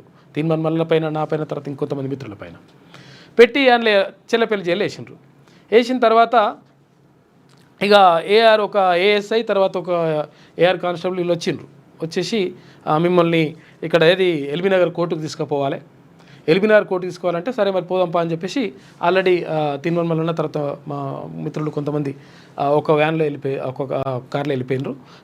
తర్వాత నాకు ఇంకొకటి తీసుకొచ్చారు, సపరేట్ చేసారనమాట. తీసుకొచ్చిన తర్వాత వాళ్ళంటారు ఇట్లా పట్టు సంఖ్యలు వేస్తాం, ఏమరా ఆ సంఖ్యలు ఏం నకరాలు చేస్తారా మీరేమన్నా, ఏమనుకుంటారు, ఎవరికేస్తావు సంఖ్యలు. ఇప్పుడు దొంగలు లంగలేమో తెల్లబట్టలు వేసుకొని బయట తిరుగుతూ ఉన్నారు. మేము సమాజం కోసం, ఇక్కడ జరుగుతున్నటువంటి అన్యాయాల కోసం, తర్వాత ఇక్కడ ప్రభుత్వం అన్యాయం చేస్తూ ఉంది, ఈ ప్రజలకు అన్యాయం జరుగుతూ ఉంది. కాబట్టి దీనిపైన ప్రశ్నించినందుకు మా పైన అక్రమ కేసులు పెట్టి మళ్ళీ నువ్వేమో ఇంకా సంఖ్యలు వేస్తావు, తోలు తీస్తా కొడుకు, నువ్వు నడువు మీ సంగతి ఏదో చెప్తాను. నేను అడిగినాక జడ్జి గారికి చెప్తే సంఖ్యలు ఏమేమో ఓడి చెప్పిండ్రు ఆయన, మీకు మేము దొంగల వాళ్ళంగల ఎట్టి పరిస్థితులు రాను, మీరు వెళ్ళిపోరని చెప్పేసి చెప్పడంతో వాళ్ళు ఏం చేసిండ్రు మళ్ళీ ఇక మరి ఈయన రానంటుండు సార్ అని చెప్పేసిండ్రు. రానంటుండు సార్ అంటే ఒకసారి జైలు సూపరింటెండెంట్ గారు చెప్పండి అని చెప్పిన. చెప్తే జైలు సూపరింటెండెంట్ పోయి కలిసి చెప్పిండ్రు ఇట్లా సుదర్శన్ రానంటున్నాడు, సంఖ్యలు వేయొద్దు అంటున్నాడు. అంటే అరే ఆయనకేస్తారా ఆయన మీరు, వాళ్ళు అంటే రాజకీయ ఖైదీలుగా ఉన్నారు కాబట్టి అట్లా కాదు, ఆయన ఎక్కడ పారిపోడు, పబ్లిక్లో ఉండే మనుషులు వాళ్ళు, కాబట్టి అట్లా సంఖ్యలు వేయొద్దు అని చెప్పేసి ఆయన సూపరింటెండెంట్ గారు చెప్పిన తర్వాత మళ్ళీ తీసుకొని వచ్చిండ్రు. ఇట్లుంటున్నట్టు కథ. అంటే కొంతమంది అత్యుత్సాహం ప్రదర్శిస్తూ ఉంటారు. ఇప్పుడు దొంగలు లంగలు రౌడీ షీటర్లు ఇప్పుడు వాళ్ళందరేమో మంచిగా బయట మంచిగా తిరుగుతుంటారు. ఇక్కడ ఏది ఇథనాల్ ఫ్యాక్టరీ వద్దురా నాయన అని చెప్పేసి అక్కడ రైతులు ఆందోళన వ్యక్తం చేస్తే వాళ్ళ మీద కేసులు పెడితే వాళ్లకు సంఖ్యలు మంచి పని చేసింది సస్పెండ్ చేసి మళ్ళీ బుద్ధి వస్తుంది ఇట్లా. అంటే నేను ఏమంటానంటే నిజంగా పారిపోయేటోళ్ళు నిజంగా ఒకవేళ క్రిమినల్స్ వాళ్ళని ఉంటే వాళ్ళ కేసు తీసుకుపోయే అభ్యంతరం ఏం లేదు. ఎందుకంటే వాళ్ళని కూడా తీసుకుపోవద్దా లేకపోతే వాళ్ళు వెళ్ళిపోతే ఎట్లా అని చెప్పేసి ఇట్లా కూడా ప్రశ్నలు వస్తాయి. కానీ అట్లేం ప్రాబ్లం లేదు. కానీ వీళ్ళు ఎటువంటి కేసులో వచ్చిండ్రు ఏం కథ అనేటువంటి విషయం చూసుకుంటే మంచిగా ఉంటుంది. ఇక ముప్పు తప్పేదేలా, నగరాలు పట్టణాల్లో వానాకాలం గుబులు, లోతట్టు ప్రాంతాలను ముంచెత్తున్న నాలాలు అని చెప్పేసి ఏడవడతా అన్నీ. ఎందుకు ఇట్లా ఇదంతా కూడా జరుగుతుందంటే అసలు యాక్చువల్గా దీనికి కారణం ఏంటి అంటే అది ఒకసారి ఇక్కడ మడికొండ దగ్గర వరంగల్ పక్కకున్న కాజీపేట పక్కకున్నటువంటి మడికొండ దగ్గర ఎవరు కాళోజీ ఉంటాడు, కాళోజీ నారాయణరావు. అయితే ఆయన ఇల్లు కట్టుకున్నాడు, ఒకటి మడికొండ దగ్గర ఇల్లు కట్టుకున్నట. కట్టుకున్న తర్వాత ఇక ఒక వాచ్మెన్కి ఇట్లా వచ్చేసి సార్ మన ఇంట్లోకి మొత్తము ఈ పాములు వస్తున్నాయి, తేలు వచ్చి పాడవుతున్నాయి, ఇవన్నీ వస్తున్నాయి సార్, ఇవన్నిటిని మొత్తం చంపేయాలి, ఇవన్నీ కూడా తీసేసేయాలని అంట. అరే ఏంద్రా బాబు నువ్వేం చెప్తున్నావు? ఇప్పుడు అవి ఉండే చోటికి మనం వచ్చినాం, మనం ఉండే చోటికి అవి రాలే, మనుషులు ఉండే చోటికి అవి రాలేదు. అవి ఉన్న చోటుకు అంటే గుట్టలల్లో చెట్లల్లో మనం వచ్చి ఇండ్లు కట్టుకుంటున్నాం కాబట్టి అవి ఎడిపోతాయిరా, కాబట్టి అట్లా వచ్చినాయి అని చెప్పేసి అన్నానంట. ఎవరు? కాళోజీ నారాయణరావు. అంటే అసలు యాక్చువల్గా ఇప్పుడు ఏం జరుగుతుంది, ఎందుకు ఇట్లా ముంపు ప్రాంతాలు లోతట్టు ప్రాంతాలు మొత్తం ఇట్లా అంటే మునిగిపోతున్నాయి అంటే ఏవైతే చెరువులు కుంటలు ఉంటే వాటిని కబ్జా పెట్టేసి అందులో ఇల్లు కడుతున్నారు. ఇప్పుడు మా వెనక దీని వెనుక ఉన్నదిగా మా ఆఫీస్ వెనక నల్ల చెరువు ఉంటుంది, ఉప్పల్ నల్ల చెరువు. ఈ నల్ల చెరువులో మొత్తం తవ్విండ్రు అటు ఇటు చేస్తూ ఉన్నారు, రకరకాలు చేస్తున్నారు. దాని అంతా మొత్తం కథ ఎట్లుంటుంది అంటే చేసుకుంటే మెల్లే దగ్గర తీసుకొచ్చేసి చేసిరు, ఆల్రెడీ ఇప్పటికే చేసిరు. ఆడ మధ్యలో గుడి కట్టిండ్రు. గుడి కట్టినప్పుడు నేనేమనుకున్నా అంటే అసలు యాక్చువల్గా అట్లా వస్తుంటే అరే మధ్యలో గుడి కడుతున్నట్టున్నారు, కడితే ఒక చిన్న వంతెన వేసి మంచిగా పర్యాటక కేంద్రం చేస్తారేమో, అట్లా మంచిగా చేస్తాట్టున్నారని నేను అనుకున్నా. కానీ ఆ గుడి దాకా ఒక 8-10 ఎకరాలు కథం చేసి పడేసిండ్రు. అది మొత్తం మట్టి పోసేసి ఇప్పుడు వాళ్ళు ప్లాట్లు కొడతారట. ఇటువంటి కథ జరుగుతుంది. కాబట్టి ఏమవుతుంది, ఇక్కడ చెరువులలో తర్వాత కుంటల్లో ఇక్కడ లోతట్టు ప్రాంతాల్లో తర్వాత నదీ పరివాహక ప్రాంతాల్లో ఇప్పుడు ఖమ్మం ఉన్నది, ఇప్పుడు పట్టణం ఉన్నది. ఈ ఖమ్మం పట్టణ పక్కన ఇక్కడ నది పోతుంటుంది. మరి పోతుంటే ఆ పక్కన ఏమవుతుంది అసలు యాక్చువల్గా అక్కడ బఫర్ జోన్కు తర్వాత ఇక్కడ FTL అంటే ఫుల్ ట్యాంక్ లెవెల్కి తర్వాత బఫర్ జోన్కి కొంచెం దూరంగా ఇండ్లు కట్టుకోవాలి. కాకపోతుందంటే బఫర్ జోన్లోనే FTLలోనే కనీసం ఇంకా ఫుల్ ట్యాంక్ లెవెల్ ఏవైతే నీళ్ళు వస్తాయో లాస్ట్ నీళ్ళు వస్తాయో ఆ నీళ్ళు వచ్చే కాడే కట్టొద్దు అసలు యాక్చువల్గా, అనలే కట్టి పడేసిండ్రు. ఇప్పుడు ఏమవుతుంది, లోతట్టు అంటే ఒకవేళ బాగా వర్షాలు వచ్చినప్పుడు అక్కడ నది పొంగినప్పుడు ఆటోమేటిక్గా ఇళ్ళకి నీళ్ళు వస్తున్నాయి, ఇండ్లు మొత్తం మునిగిపోయినాయి. మొన్న చూసినాం మనం. ఇట్లా చాలా చోట్ల జరుగుతుంది. ఇక్కడ హైదరాబాద్లో కూడా 200 చెరువులు మొత్తం కూడా కనుమరుగు చేసేసిండ్రు, కథం చేసి పడేసిండ్రు. కాబట్టి ఇట్లా ఎందుకు జరుగుతుందంటే వానాకాలం వచ్చిందంటే ముప్పు తప్పేట్లేదంటే ఎట్లా తప్పుతుంది? ఇంకా వానాకాలం వచ్చిందంటే చాలు రాష్ట్రంలోని పలు నగరాలు పట్టణాల్లోని అనేక కాలనీలు ప్రజల ముంపు భయంతో వణికిపోతుంటారు. నాలాలు కాలువలు పొంగి పొర్లుతుండటంతో ఆయా ప్రాంతాలు ముంపు బారిన పడుతున్నాయి. వరంగల్, కరీంనగర్, నిజామాబాద్, ఖమ్మం కార్పొరేషన్లు పలు పురపాలికల్లో పరిస్థితి దారుణంగా ఉంటుంది. నాలాల్లో పూడిక తీయకపోవడం, వాటిని తగిన విధంగా విస్తరించకపోవడం, సరైన నిర్వహణ పర్యవేక్షణలేమితో వర్షాలు కురిసినప్పుడు వాటిలో నీళ్లు పొంగి ప్రవహిస్తున్నాయి. ఈ క్రమంలో పలు ప్రాంతాలు ముంపునకు గురవుతున్నాయి. రాష్ట్రంలోని సగం కంటే ఎక్కువ పురపాలికల్లో ఏటా వర్షాకాలంలో ఇదే పరిస్థితి. మరోవైపు పలు చోట్ల నాలాలను ఆక్రమించి నిర్మాణాలు చేపడుతుండడం, ఇక అంతర్గత డ్రైనేజీల్లో పూడిక తీయకపోవడంతో ముప్పు మరింత పెరుగుతోంది. అయితే మామూళ్లకు తలొగ్గడం, రాజకీయ ఒత్తిళ్లు తదితర కారణాలతో కొన్ని చోట్ల అధికారులు ఆక్రమణలపై దృష్టి సారించలేకపోవడం అని చెప్పేసి తెలుస్తూ ఉంది. ఇప్పుడు ఏమంటారంటే ఒక సామాన్యుడు పోయి అడిగితే 1,00,000 కారణాలు చెప్తారు. ఇది కాదంటే అది కాదంటే ఇది, మొత్తం మీద రకరకాలు పెట్టేసి తిప్పలు పెట్టి ఏం చేయాలన్న నాయన అర్థం కాక ₹4 అమ్మాయిలు చెల్లిస్తే లక్షలు ఇక్కడ సిటీ ప్లానింగు తర్వాత ఈ టౌన్ ప్లానింగ్ ఉంది కదా, ఈ సిటీ ప్లానింగ్ టౌన్ ప్లానింగ్లో జరుగుతున్నటువంటి అవినీతి మామూలుగా ఉండదు లెక్క. ఏమైతా ఉందంటే అసలు యాక్చువల్గా వీళ్ళకు ఎట్లా ధీమాతో ఉంటుంటారంటే చెప్తే అసలు యాక్చువల్గా పని అంటే ఎట్టి పరిస్థితుల్లో కరెక్ట్ ఉన్నా కానీ దానికి ఏదో ఒకటి లింక్ పెట్టేసి ఇది కాదు ఇది చేదు అని చెప్పి చెప్తారనమాట. చేస్తే ఏమవుతుంది ఏమనంటే చెల్లించుకోవాలి. ఇట్లా ఎందుకు ఇట్లా ఎందుకు వాళ్ళు భరోసాతో ఉంటున్నారు అంటే వాళ్ళు డైరెక్ట్ పైసలు తీసుకోరు. ఏమవుతుందంటే ఇక్కడ ఎవరు వాళ్ళు ఉంటారు, ఏది వాళ్ళని ఏమంటారు, అప్లై చేసే వాళ్ళు ఉంటారు. ఆ అప్లై చేసేటోళ్ళ దగ్గరనే వాళ్ళతో మొత్తం లింకులు పెట్టుకొని డైరెక్ట్ ఈ దానికి ఇంత అని చెప్పేసి రేట్లు పెట్టేసి డైరెక్ట్ వాళ్ళ ద్వారా తీసుకుంటారు. లేకపోతే వీడు పని చేయడు, ఇక ఎట్టి పరిస్థితుల్లో పని చేస్తలేరు. ఈ జిహెచ్ఎంసీలో ఇంకా దారుణంగా దాపరం అయిపోయింది. మొత్తం ఇష్టం వచ్చినట్టుగా రాజ్యం అయిపోయింది ఎవరికి వాళ్ళకే.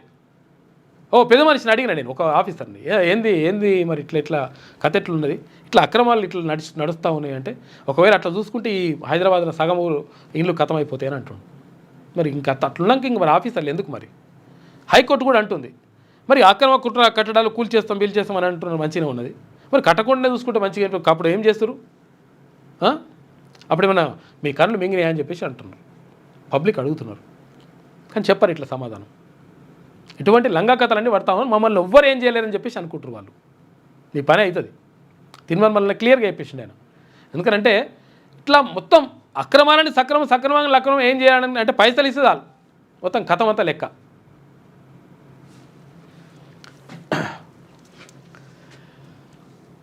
ఇది వరంగల్లోని బొందివాగు నాల నగర శివారులోని సుమారు 20 చెరువులు మత్తడి నీళ్ళన్నీ ఇందులో వస్తాయి. అయితే 2021లో భారీ వర్షాలకు ఈ నాల పొంగి 200 కాలనీలు నీట మునిగాయి. గతేడాది సెప్టెంబర్లోనూ 25 కాలనీలు ముంపునకు గురయ్యాయి. అయితే ఈ నాలా విస్తరణకు 158 కోట్ల రూపాయలతో అంచనా రూపొందించి 2022లో శంకుస్థాపన చేశారు. టెండర్ పూర్తయినా పనులు ప్రారంభం కాలేదు. కొత్త ప్రభుత్వం వచ్చాక డిజైన్ మార్చడంతో పాటు మరింత విస్తరించేందుకు అంతే అంచనాలతో ప్రతిపాదనలు రూపొందించారు. గతేడాది పనులకు శంకుస్థాపన చేశారు. త్వరితగతిన పనులు పూర్తి చేయాలని చెప్పేసి స్థానికులు కోరుతున్నారు. చూసుకో పరిస్థితి ఎట్లున్నదో. కాబట్టి ఇట్లున్నది, దారుణంగా ఉన్నది పరిస్థితులు. ఇక ఇజ్రాయెల్ వర్సెస్ ఇరాన్ మంట పెడుతున్నాడు ట్రంప్. ఇట్లున్నది కథ. మంట రాజేస్తున్నాడు ఏమనంటే ఇంకా నేనే ఆపినా మరి ఆపవు మాడ ఏది ఇప్పుడు అక్కడ ఏది రష్యా ఉక్రెయిన్ యుద్ధాన్ని ఎందుకు ఆపుతలేవు, ఎందుకు ఆపలేకపోతున్నావు? నేను ఆపుతా ఇట్లాంటి ఆగిపోతే అంటున్నావు కదా. ఇది ఈనాడులో ఉన్నటువంటి ప్రధాన కథనాలు. అయితే ఒక్కసారి వెలుగు దినపత్రిక చూద్దాం. బనకచెర్ల పాపం కేసీఆర్దే, కమిషన్లకు కక్కుర్తిపడి గోదావరి నీటి తరలింపులకు ఒప్పుకున్నాడు అని చెప్పేసి సీఎం రేవంత్ రెడ్డి అంటుండు. ఏపీ ప్రాజెక్టులకు పెద్దన్నగా ఉంటానన్నాడు. నీళ్ల విషయంలో అన్యాయం జరిగితే హరీష్ కేసీఆర్ను ఉరిదీయాలి. తెలంగాణ నీటి ప్రయోజనాలకు గత ప్రభుత్వం ఏమీ చేయలే. కృష్ణా బేసిన్లో ఒక్క ప్రాజెక్టును పూర్తి చేయలే. చంద్రబాబు కేంద్రంలో పలుకుబడి ఉందనుకోకు. బనకచెర్లను ఎలా అడ్డుకోవాలో మాకు తెలుసు. తెలంగాణకు రావాల్సిన జలాలకు ఎన్ఓసి ఇచ్చి మిగిలిన నీళ్లు ఏమైనా చేసుకోవాలని చెప్పేసి అల్టిమేటం జారీ చేసినారు ముఖ్యమంత్రి. బనకచెర్ల పాపం ముమ్మాటికి మాజీ సీఎం కేసీఆర్దేనని, కమిషన్లో కక్కుర్తుపడి రాయలసీమను గోదావరి జలాలు తరలింపులకు ఒప్పుకున్నాడని సీఎం రేవంత్ రెడ్డి అన్నారు. అయితే తెలంగాణ ప్రాజెక్టుల విషయంలో ఏదైనా జరిగితే హరీష్ కేసీఆర్ను ఉరి తీయాలని ఫైర్ అయ్యారు. తెలంగాణ నీటి ప్రయోజనాలను గత ప్రభుత్వం కాపాడలేదని, కృష్ణా బేసిన్లో ఒక్క ప్రాజెక్టును కూడా పూర్తి చేయలేదని విమర్శించారు. అయితే గోదావరిలో 3000 టీఎంసీల మిగులు జలాలున్నాయన్న కేసీఆర్ మాటలు నమ్మి చంద్రబాబు బనకచెర్ల కడుతున్నారని, కానీ బనకచెర్లను ఎలా అడ్డుకోవాలో తమకు తెలుసని పేర్కొన్నారు.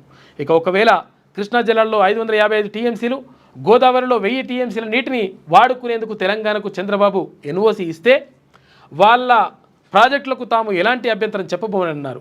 అయితే బనకచెర్లపై అఖిలపక్ష ఎంపీలతో నిర్వహించిన సమావేశం అనంతరం సీఎం రేవంత్ రెడ్డి మీడియాతో మాట్లాడారు.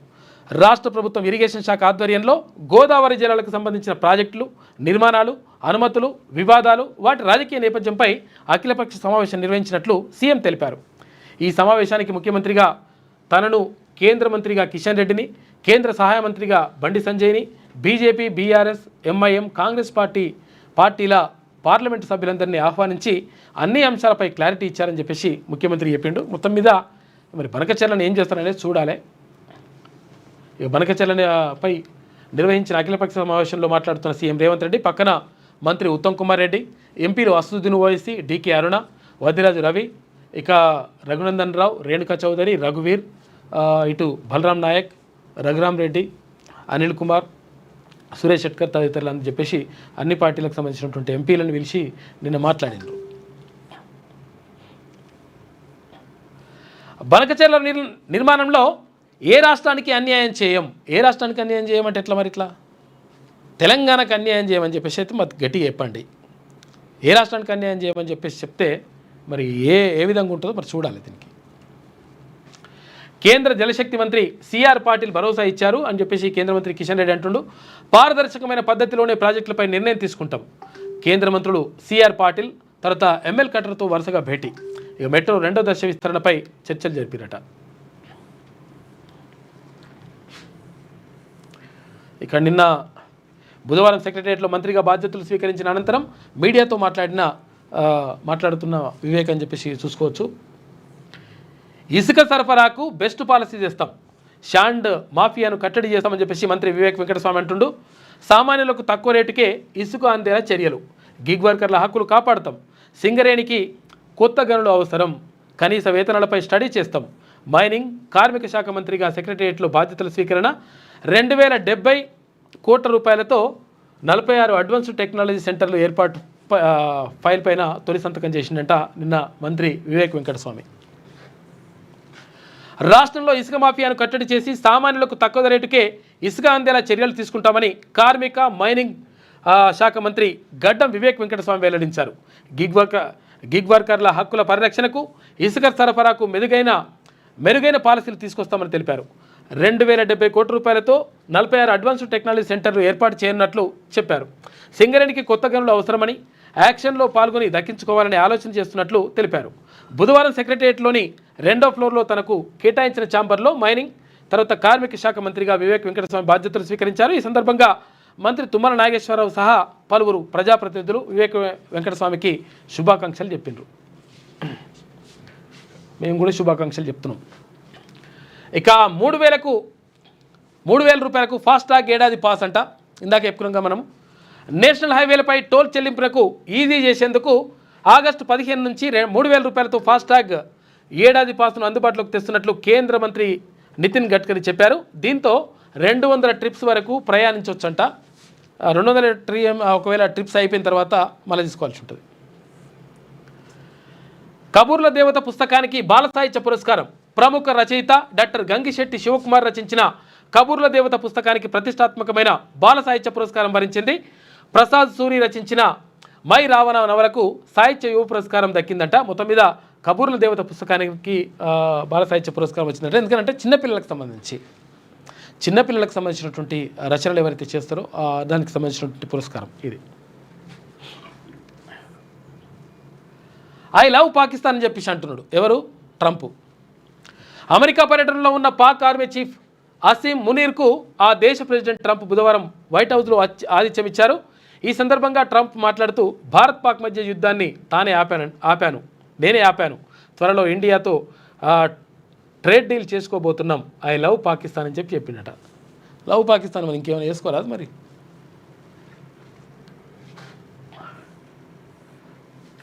ఇక ఫోన్ ట్యాపింగ్ పచ్చి నిజం.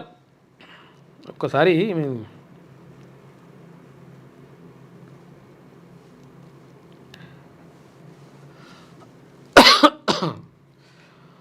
ఫోన్ ట్యాపింగ్ పచ్చి నిజం అని చెప్పేసి ఇక్కడ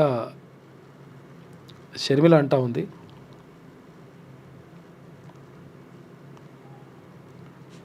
ఇక్కడ పోయినాం.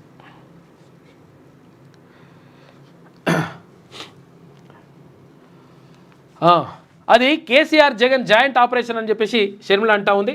నా ఫోన్ ట్యాప్ చేసి ఇబ్బంది పెట్టిండ్రు, సీఎంలుగా ఉన్నప్పుడు ఎన్నో అరాచకాలు చేసిండ్రు, తోడబుట్టిన చెల్లె అని కూడా చూడలేదని చెప్పేసి అక్కడ అంటా ఉంది. ఇక్కడ తెలంగాణలోనే కాదు మా ఫోన్ కూడా ట్యాప్ చేసిర్రు. అయితే ఇక్కడ ఇంకో విషయం ఇక్కడ మనం ఆమె చెప్పినటువంటి విషయాల్లో మనము ఒక విషయం గమనించాలి.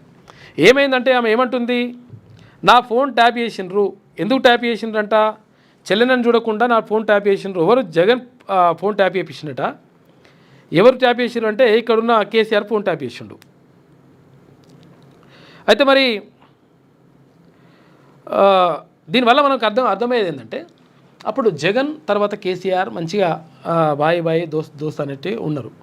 ఉండి ఏమైంది ఈ బనకచెర్ల విషయం కానీ లేకపోతే అంతకుముందు జరిగినటువంటి ఏదైతే రాయలసీమ లిఫ్ట్ ఇరిగేషన్ కానీ వీటన్నిటికీ సంబంధించి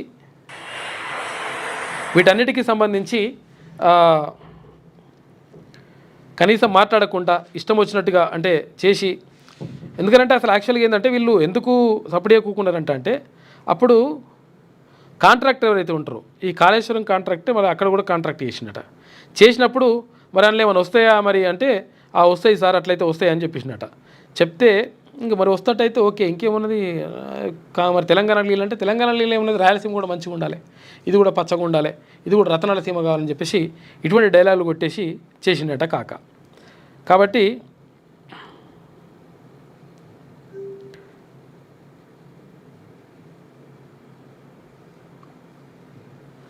అట్లా చేసిండట. దాంతో మొత్తం మీద అంటే ఇక్కడ నీటి విషయంలో కానీ తర్వాత ఇక్కడ ఫోన్ ట్యాపింగ్లో కూడా వీళ్ళంతా కూడా కలిసి పనిచేశారని చెప్పేసి ఆమె ఆరోపిస్తుంది. మరి చూడాలి. వచ్చే మార్చి నాటికి నక్సల్స్ రహిత భారత్, దేశాన్ని నక్సలిజం టెర్రరిజం నుంచి విముక్తి చేసేందుకు కృషి చేస్తున్నామని చెప్పేసి కేంద్ర హోంశాఖ సహాయ మంత్రి బండి సంజయ్ అంటుండు. ఇక ఉగ్రవాద నిర్మూలనలో రాజీ పడబోమని వెల్లడి. హర్యానాలోని మానేసర్లో ఎనర్జీ క్యాంపస్ను సందర్శించిన కేంద్ర మంత్రి ఇక సిబ్బంది భవన నిర్మాణానికి పనుల శంకుస్థాపన చేసినట్ట నిన్న. మొత్తం మీద వచ్చే మార్చి నాటికి మొత్తం కూడా నక్సల్స్ లేని దేశంగా చేస్తామని అంటున్నాడు కేంద్ర మంత్రి. మరి ఏందో కథ. Maoist central committee member Gajarla Ravi encounter, మృతుల్లో చలపతి భార్య అరుణ, తర్వాత AOB special zone ACM Anju, ఏపీలోని అల్లూరి సీతారామరాజు జిల్లాలో జరిగిన ఎదురుకాల్పుల్లో 3 మృతి, శాంతి చర్చల ఎజెండా తయారీలో కీలకంగా వ్యవహరించిన గాజర్ల రవి అని చెప్పేసి. ఎందుకంటే ఈ గాజర్ల రవి గతంలో అప్పుడు వైఎస్ రాజశేఖర రెడ్డి ప్రభుత్వం ఉన్నప్పుడు శాంతి చర్చలకు పిలిస్తే ఒక 5 మంది వస్తే ఆ 5 మంది ప్రముఖులలో ఉన్నటువంటి వ్యక్తి ఇక్కడ గాజర్ల రవి. అంటే కీలకంగా ఉన్నాడు, అంటే శాంతి చర్చలకు వచ్చినప్పుడు ఆ చర్చల్లో కీలకంగా ఉన్నటువంటి వ్యక్తి. అయితే ఆయన మొత్తం మీద అప్పుడు లొంగిపోవాలి, తర్వాత ఇక్కడ ఉండాలి అట్లా అంటే లేదు అట్లా ఎట్టి పరిచయం కాదు, ప్రజల కోసం తర్వాత ఇప్పుడు అంటే ఒక ఎజెండా కోసం కొట్లాడుతూ ఉన్నాం కాబట్టి 100% నెరవేరాలి, ప్రజలకు మంచి జరగాలని చెప్పేసి అట్లా వెళ్ళిపోయినట్ట. మళ్ళీ గాజర్ల రవిని ఎన్కౌంటర్ చేసిండ్రు. ఆంధ్రప్రదేశ్లోని అల్లూరి సీతారామరాజు జిల్లా దేవిపట్నం మండలం కొండమదుల దగ్గర బుధవారం జరిగిన ఎన్కౌంటర్లో 3 కీలక మావోయిస్టు నేతలు చనిపోయారు. అయితే Maoist central committee member, AOB special zonal committee కార్యదర్శి Gajar Ravi alias Uday, east zone కార్యదర్శి రవి వెంకట చైతన్య ఆలియాస్ అరుణ, ఇక AOB special zone ACM Anju ప్రాణాలు కోల్పోయారు. అక్కడ 3 AK-47 వెపన్స్ స్వాధీనం చేసుకున్నారంట. ఏమైనా మరి స్వాధీనం అయితే చేసుకుంటారు, నిజంగా వస్తాయా లేకపోతే వీళ్ళే వేస్తారా ఏదో తెలియదు, కానీ వెపన్స్ అయితే చేసుకుంటారు, అంటే ఆయుధాలు. మొత్తం మీద మావోయిస్టుల ఏరివేత జరుగుతూ ఉంది. 1,00,000 కోట్ల ప్రాజెక్టు కేబినెట్ ఆమోదమే లేదు. కాళేశ్వరంపై కేసీఆర్, హరీష్, ఈటల చెప్పినవి అబద్ధాలేనా? ఎందుకంటే యాక్చువల్గా వీళ్ళు ఏమన్నారు, ఈటల రాజేందర్ అప్పుడు మంత్రిగా ఉన్నాడు, తర్వాత ఇక్కడ హరీష్ రావు మంత్రిగా ఉన్నాడు, అప్పుడు కేసీఆర్ ముఖ్యమంత్రిగా ఉన్నాడు. ఈ ముగ్గురు ఏం చెప్తున్నారంటే క్యాబినెట్ ఆమోదం అంటే మంత్రిమండలిలో నిర్ణయం తీసుకున్నాం, మంత్రివర్గము ఆమోదం తెలిపిన తర్వాతనే ఈ 1,00,000 కోట్లకు సంబంధించి చేసినామని చెప్పిండు. అయితే అప్పుడు ఇప్పుడు మంత్రిగా ఉన్నటువంటి ఎవరు, తుమ్మల నాగేశ్వరరావు, ఆయన ఏమంటుండంటే ఒక బాంబు వెలిచిండు. అరే మంత్రిమండలిలో దీనిపైన చర్చనే జరగలేదు, అసలు యాక్చువల్గా క్యాబినెట్ దీని గురించి ఆమోదం తెలిపక ముందుకే ఉట్టిగానే కాకొక్కడే కథం చేసి పడేసిండు, దాన్ని ఓకే అని చెప్పేసుకున్నాడు. 1,00,000 కోట్ల రూపాయల కథ ఇది అని చెప్పేసి ఈయన చెప్పిండు.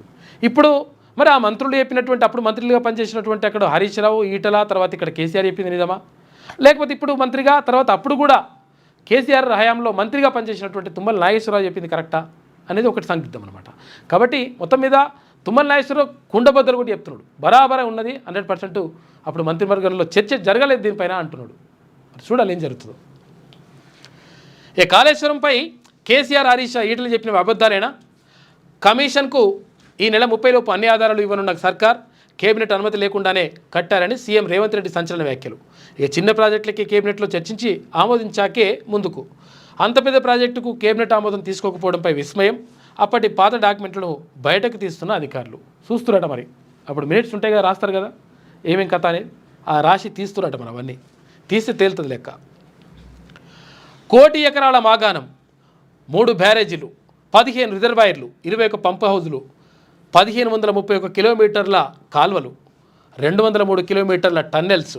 ఇది 1,00,000 కోట్ల రూపాయలు పెట్టిన కాళేశ్వరం ప్రాజెక్టు గురించి బీఆర్ఎస్ నేతలు పదే పదే చెప్పే మాటలు. కానీ అంత పెద్ద ప్రాజెక్టును కనీసం కేబినెట్ ఆమోదం లేకుండానే కేవలం నోటి మాట మీదనే నిర్మించడం అనేది షాకింగ్ విషయంగా మారింది.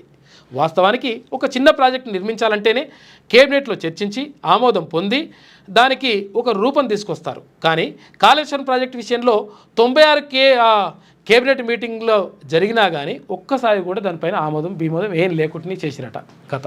గిట్లున్నది కథ.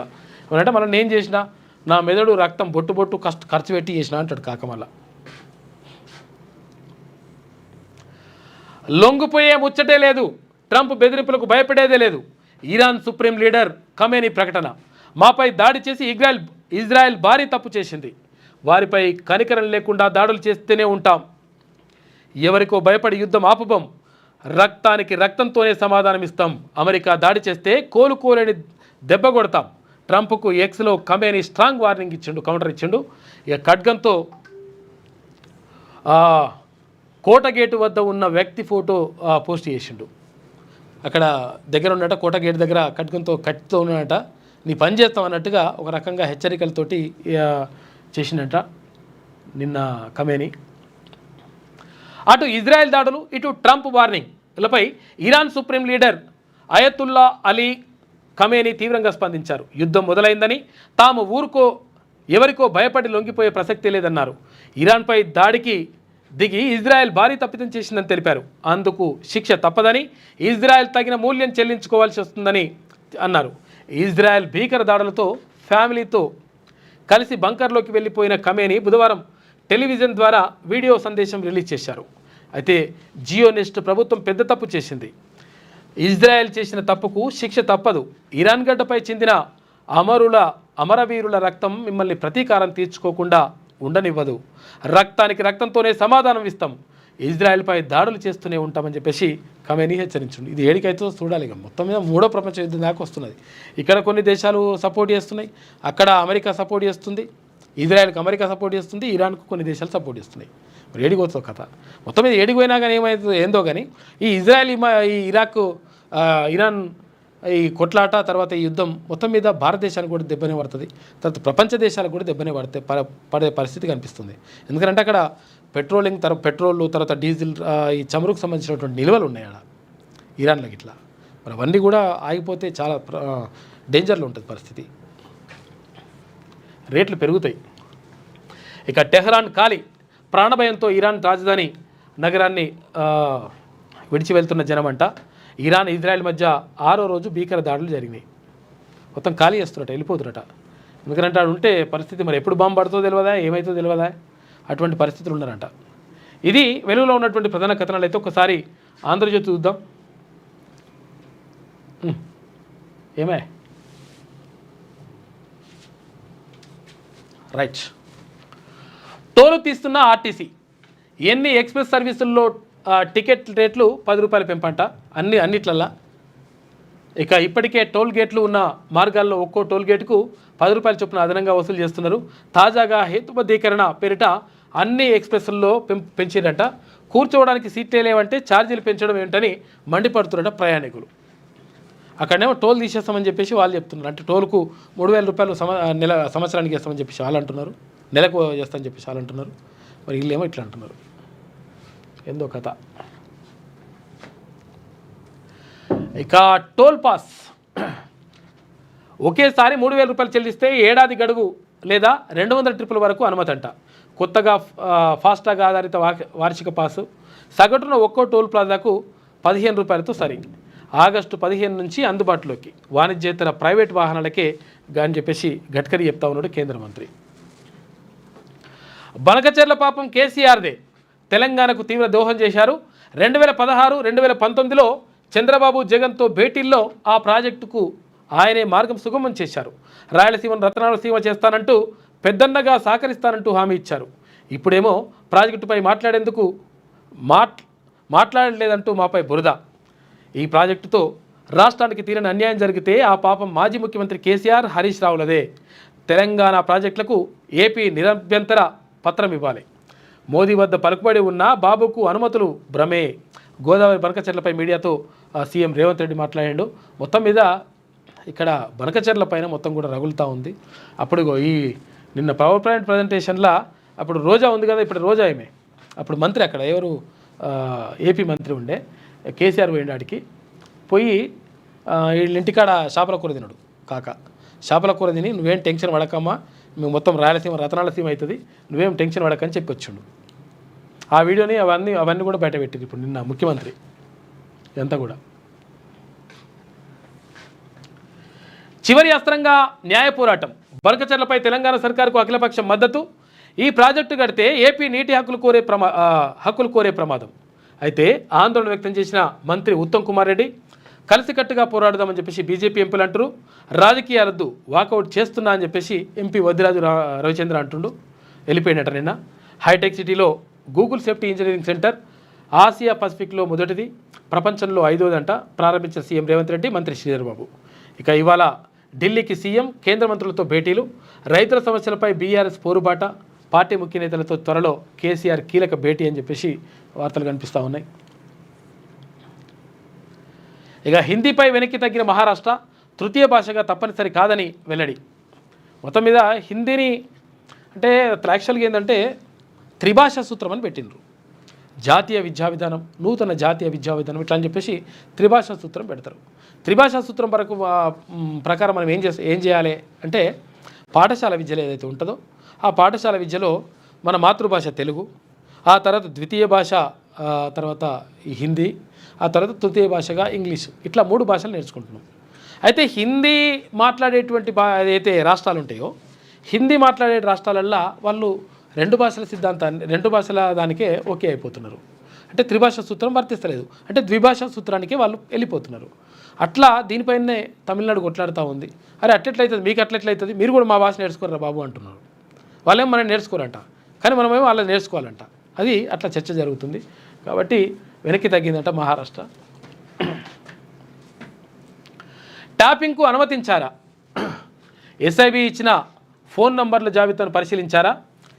డీజీపీ జితేందర్, ఇంటెలిజెన్స్ మాజీ చీఫ్ అనిల్ కుమార్కు సిట్ ప్రశ్నలేసింది. ఇక ఎస్ఐబి చీఫ్ హోదాలో ప్రభాకర్ రావు లేఖతోనే అనుమతిచ్చామన్న ఉన్నతాధికారులు. ప్రభాకర్ రావు బృందం తప్పుడు సమాచారంతో ట్యాపింగ్ కోసం అనుమతులు పొందినట్లు నిర్ధారణ. మరోసారి ప్రణీతరావు విచారణ. ఇక ట్యాపింగ్ బాధితుల వాంగ్మూలాలు నమోదు చేసిండ్రు. ట్యాపింగ్ బాధితుల్లో వైఎస్ షర్మిలతో పాటు పలువురు వైసీపీ నేతలు కూడా ఉన్నారట. 22న ప్రభాకర్ రావును విచారించనున్న సిట్ 3 బీజేపీ ఎంపీల వాంగ్మూలాల కోసం సిట్ అధికారులు ప్రయత్నాలు చేస్తూ ఉన్నారట. అన్ని పార్టీల అందరి నాయకులై, జర్నలిస్టులై అందరి కథం చేసి పడేసారు. ఇలే కాదు, జడ్జీలై, అక్కడ సొంత పార్టీ నాయకులై అన్నీ. ఏమైందిరా అంటే వీళ్ళందరూ కూడా మావోయిస్టులకు అనుబంధంగా ఉన్నారని చెప్పి చెప్పినట. చూసుకో ఎట్లుంటుందో కథ. అక్రమ ఫోన్ ట్యాపింగ్ కేసు విచారణ కీలక మలుపు తిరుగుతోంది.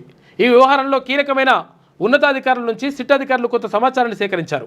అయితే ఉప ఎన్నికల సమయంలో, అసెంబ్లీ సాధారణ ఎన్నికల సమయంలో ప్రభాకర్ రావు ఆధ్వర్యంలోని ఎస్ఐబి బృందం ట్యాపింగ్ కోసం సుమారు 618 ఫోన్ నెంబర్లు రివ్యూ కమిటీ ముందు పెట్టి అనుమతి తీసుకున్నట్లు సిట్ గుర్తించింది.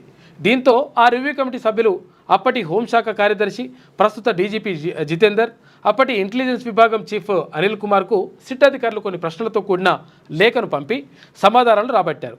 ఎస్ఐబి నుంచి వచ్చిన ఫోన్ నంబర్లపై మీరు పరిశీలన అంటే వెరిఫై చేస్తారా? అలాంటి యంత్రాంగం ఏదైనా ఉందా? ఫోన్లను ట్యాప్ చేసిన తర్వాత రివ్యూ కమిటీ అనుమతి కోరారా? ముందే అనుమతి తీసుకున్నారా? మరి ఏం జరిగిందని చెప్పేసి అన్నీ అడిగిందట సిట్టు. ఇక ఫోన్ ట్యాపింగ్ ముమ్మాటికి నిజం. నా ఫోన్ రికార్డు ఆడియోను అప్పట్లో వైవి వినిపించారు. కేటీఆర్తో జగన్కు ఉన్న సంబంధం ముందు రక్త సంబంధం కూడా చిన్నపోయింది. చెల్లికి ఏ అన్నా చేయని ఘోరాలు జగన్ చేసిండని చెప్పేసి షర్మిల ఆరోపిస్తుంది. బయట వచ్చిందా మాట్లాడుతుందామే షర్మిల.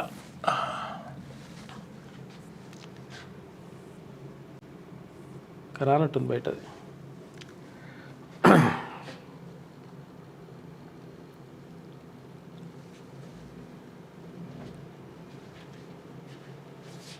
మెల్ల తిరుగుతుంది. సరే,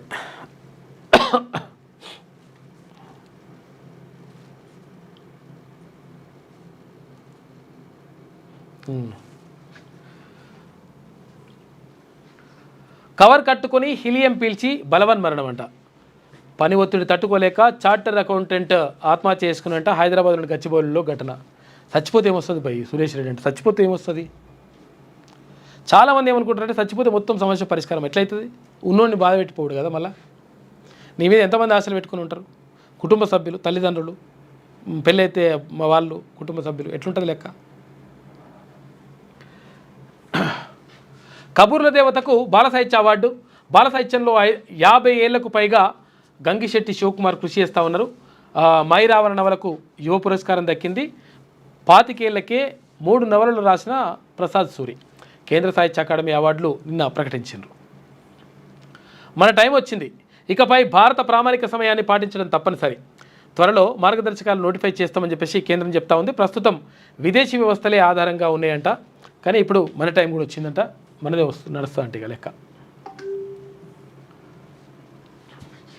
ఇక మారేడుమిల్లిలో ఎన్కౌంటర్ జరిగింది. రవి, అరుణ మృతి. ఇద్దరు మావోయిస్ట్ అగ్రనేతలే. మరో నక్సల్ అంజు కూడా మృతి చెందిందట. కగార్ దాడులతో అల్లూరు జిల్లాలోకి రాక 3 సార్లు తప్పించుకున్న రవి, అరుణ ఇక డ్రోన్లతో జాడ తెలుసుకొని ఎన్కౌంటర్ చేసిందట. నాడు ప్రభుత్వంతో చర్చల బృందంలో రవి ఉన్నాడు. ఇక వరంగల్లో ఆర్ఎస్యు నేతగా మొదలై కేంద్ర కమిటీ సభ్యుడిగా ఎదిగిన రవి అని చెప్పేసి, ఆర్ఎస్యు అప్పుడు రాడికల్స్ స్టూడెంట్ యూనియన్ అని చెప్పేసి అప్పట్లో ఉంటుండేనంట. ఇక్కడ వరంగల్లో ఎక్కువ అప్పుడు ఇది జరిగింది. అక్కడ చాలామంది విద్యార్థులు అంటే రాడికల్ స్టూడెంట్ యూనియన్కి, ఆర్ఎస్యుకి బాగా ప్రభావితం అయిపోయి చాలామంది అప్పుడు అక్కడ ఈ అడవులలోకి వెళ్ళిపోయినరు, మావోయిస్టుల్లో చేరినరు. అప్పుడు అందులో ఈయన కూడా ఉన్నాడంట.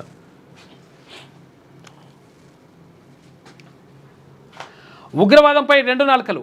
టెర్రరిజానికి మద్దతు ఇచ్చే వారికి రివార్డులా? అగ్రదేశాలపై విసురులు. ఉగ్రవాదానికి ఊతమిచ్చే వారికి శిక్ష పడాల్సిందే. G7 సదస్సులో మోడీ ఆయా దేశాధినేతలతో భేటీ అయ్యిండు. G7 సదస్సులో కెనడా ప్రధాని కార్నీతో మోడీ భేటీ అయిన సందర్భంలో ఫోటో తీసుకున్నారు.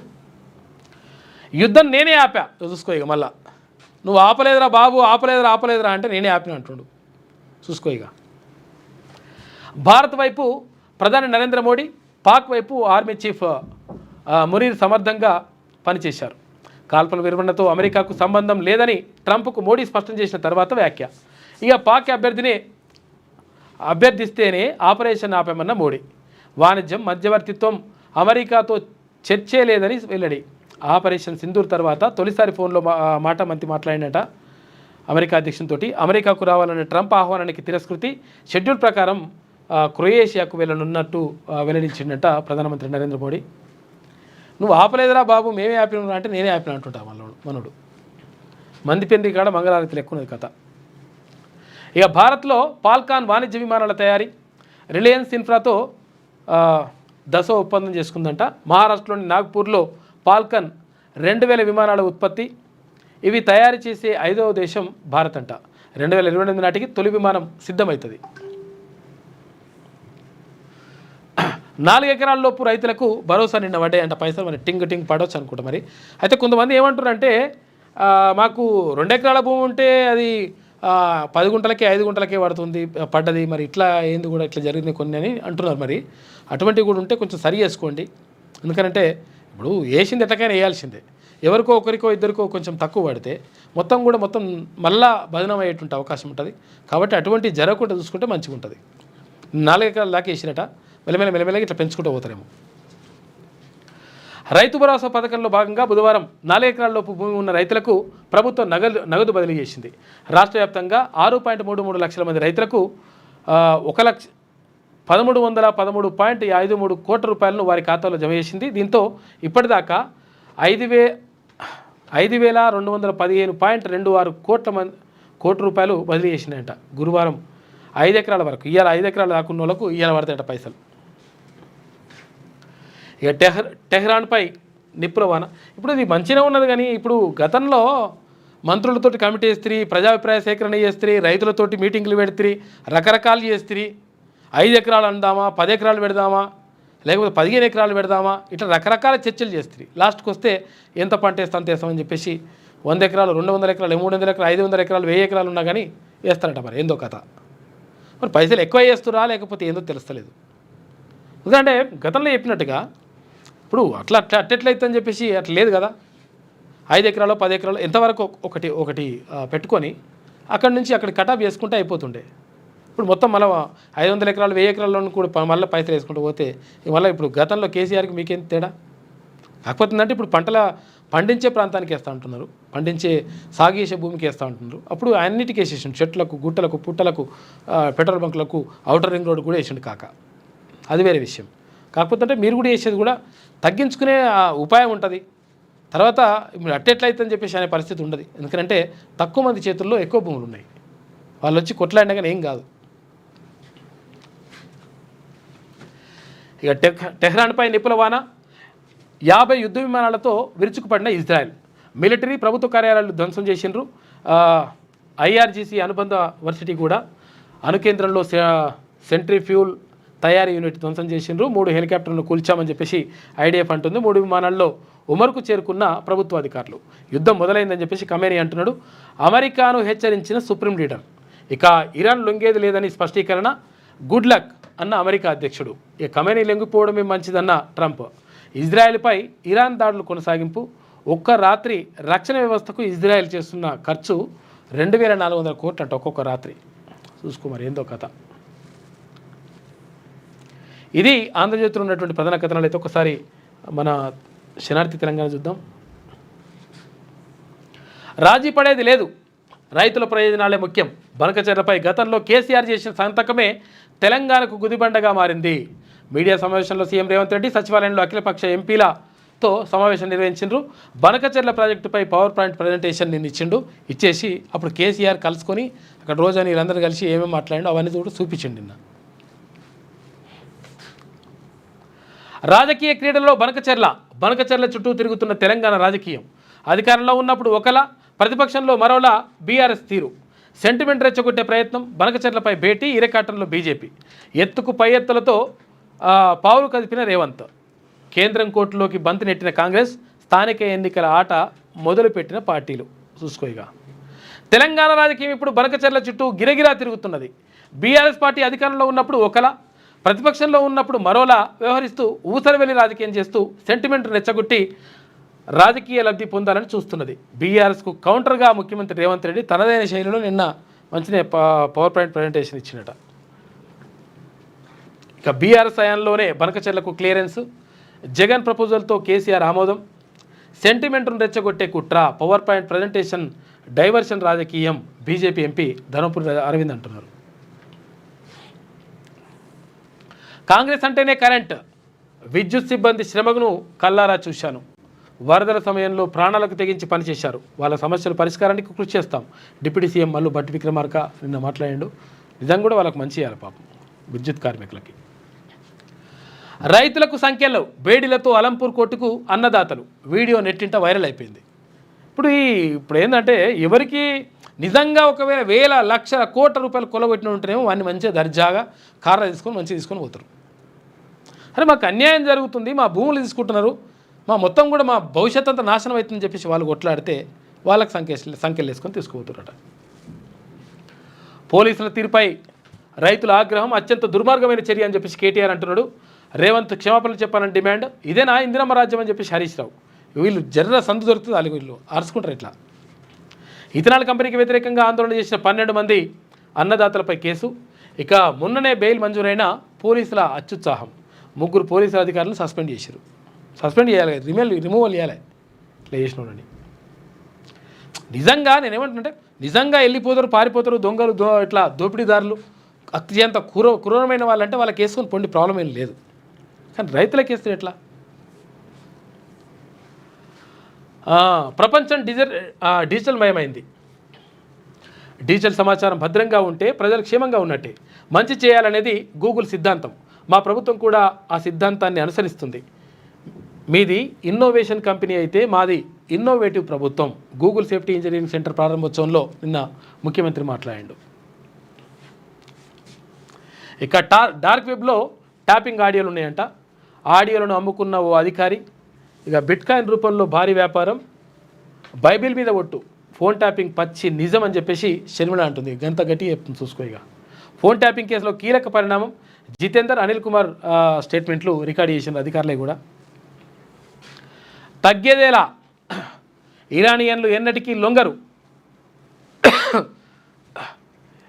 యూదుల అహంకారకారులు, యూదులు అహంకారులు, శిక్ష తప్పదని ఖమేనీ హెచ్చరిక. ఇక టెహరాన్లోని మిలిటరీ ఇండస్ట్రీపై దాడి చేసి ఇజ్రాయెల్ ఎంత పంచాయతీ నడుస్తూ ఉంది. ఇది 3,000 రూపాయలతో ఏడాదంతా ప్రయాణం అంట. కొత్త ఫాస్టాగ్ పాలసీని తీసుకొచ్చిన కేంద్రం. ప్రతిసారి టోల్ ట్యాక్స్ చెల్లింపులకు చెక్కు. ఇక ఆగస్టు 15 నుంచి అందుబాటులోకి వస్తుందంట. ఏడాది పాటు 200 ట్రిప్పుల వరకు అనుమతి ఉంటుందంట. కేంద్ర మంత్రి నితిన్ గడ్కరీ వెల్లడి. ఇది గేమ్ చేంజర్ అని చెప్పేసి పవన్ కళ్యాణ్ అంటున్నాడు. ఇక టైంపాస్ విచారణ, ఏసీబీ అధికారులు కేటీఆర్ అడిగిన ప్రశ్నలే మళ్ళీ అడుగుతున్నారు. విచారణ రోజు నేను జగిత్యాలలో ఉన్న హరీష్ రావు అస్వస్థత గురించి నాకు తెలియదు, బనకచెర్ల ప్రాజెక్టు నిర్మాణం అక్రమం, ఆ విషయంపై సుప్రీంకోర్టుకు వెళ్తా అని చెప్పేసి మీడియా చిట్చాట్లో ఎమ్మెల్సీ కవిత అంటున్నది. ఏమనుడో మరి. కాల్పుల విరమణలో ట్రంప్ ప్రమేయం లేదు. ట్రంప్తో ప్రధాని మోడీ ఫోన్ కాల్ అంట. ఆపరేషన్ సింధూర్ గురించి వివరణ, పాక్ అభ్యర్థుల మేరకే నిలిపివేత, ఇతరుల మధ్యవర్తిత్వాన్ని భారత్ అనుమతించలేదు, ఇక ముందు కూడా అలా జరగదని చెప్పేసి ట్రంప్కు మోడీ స్పష్టం చేసిండు. కేంద్ర విదేశాంగ శాఖ కార్యదర్శి విక్రమ్ మిశ్రీ వెల్లడి. తగ్గేదిలా అంటున్నారు. మొత్తం బాంబులు వేసుకొని మొత్తం అగ్ని కీలలు వచ్చేస్తున్నాయి, మంటలే.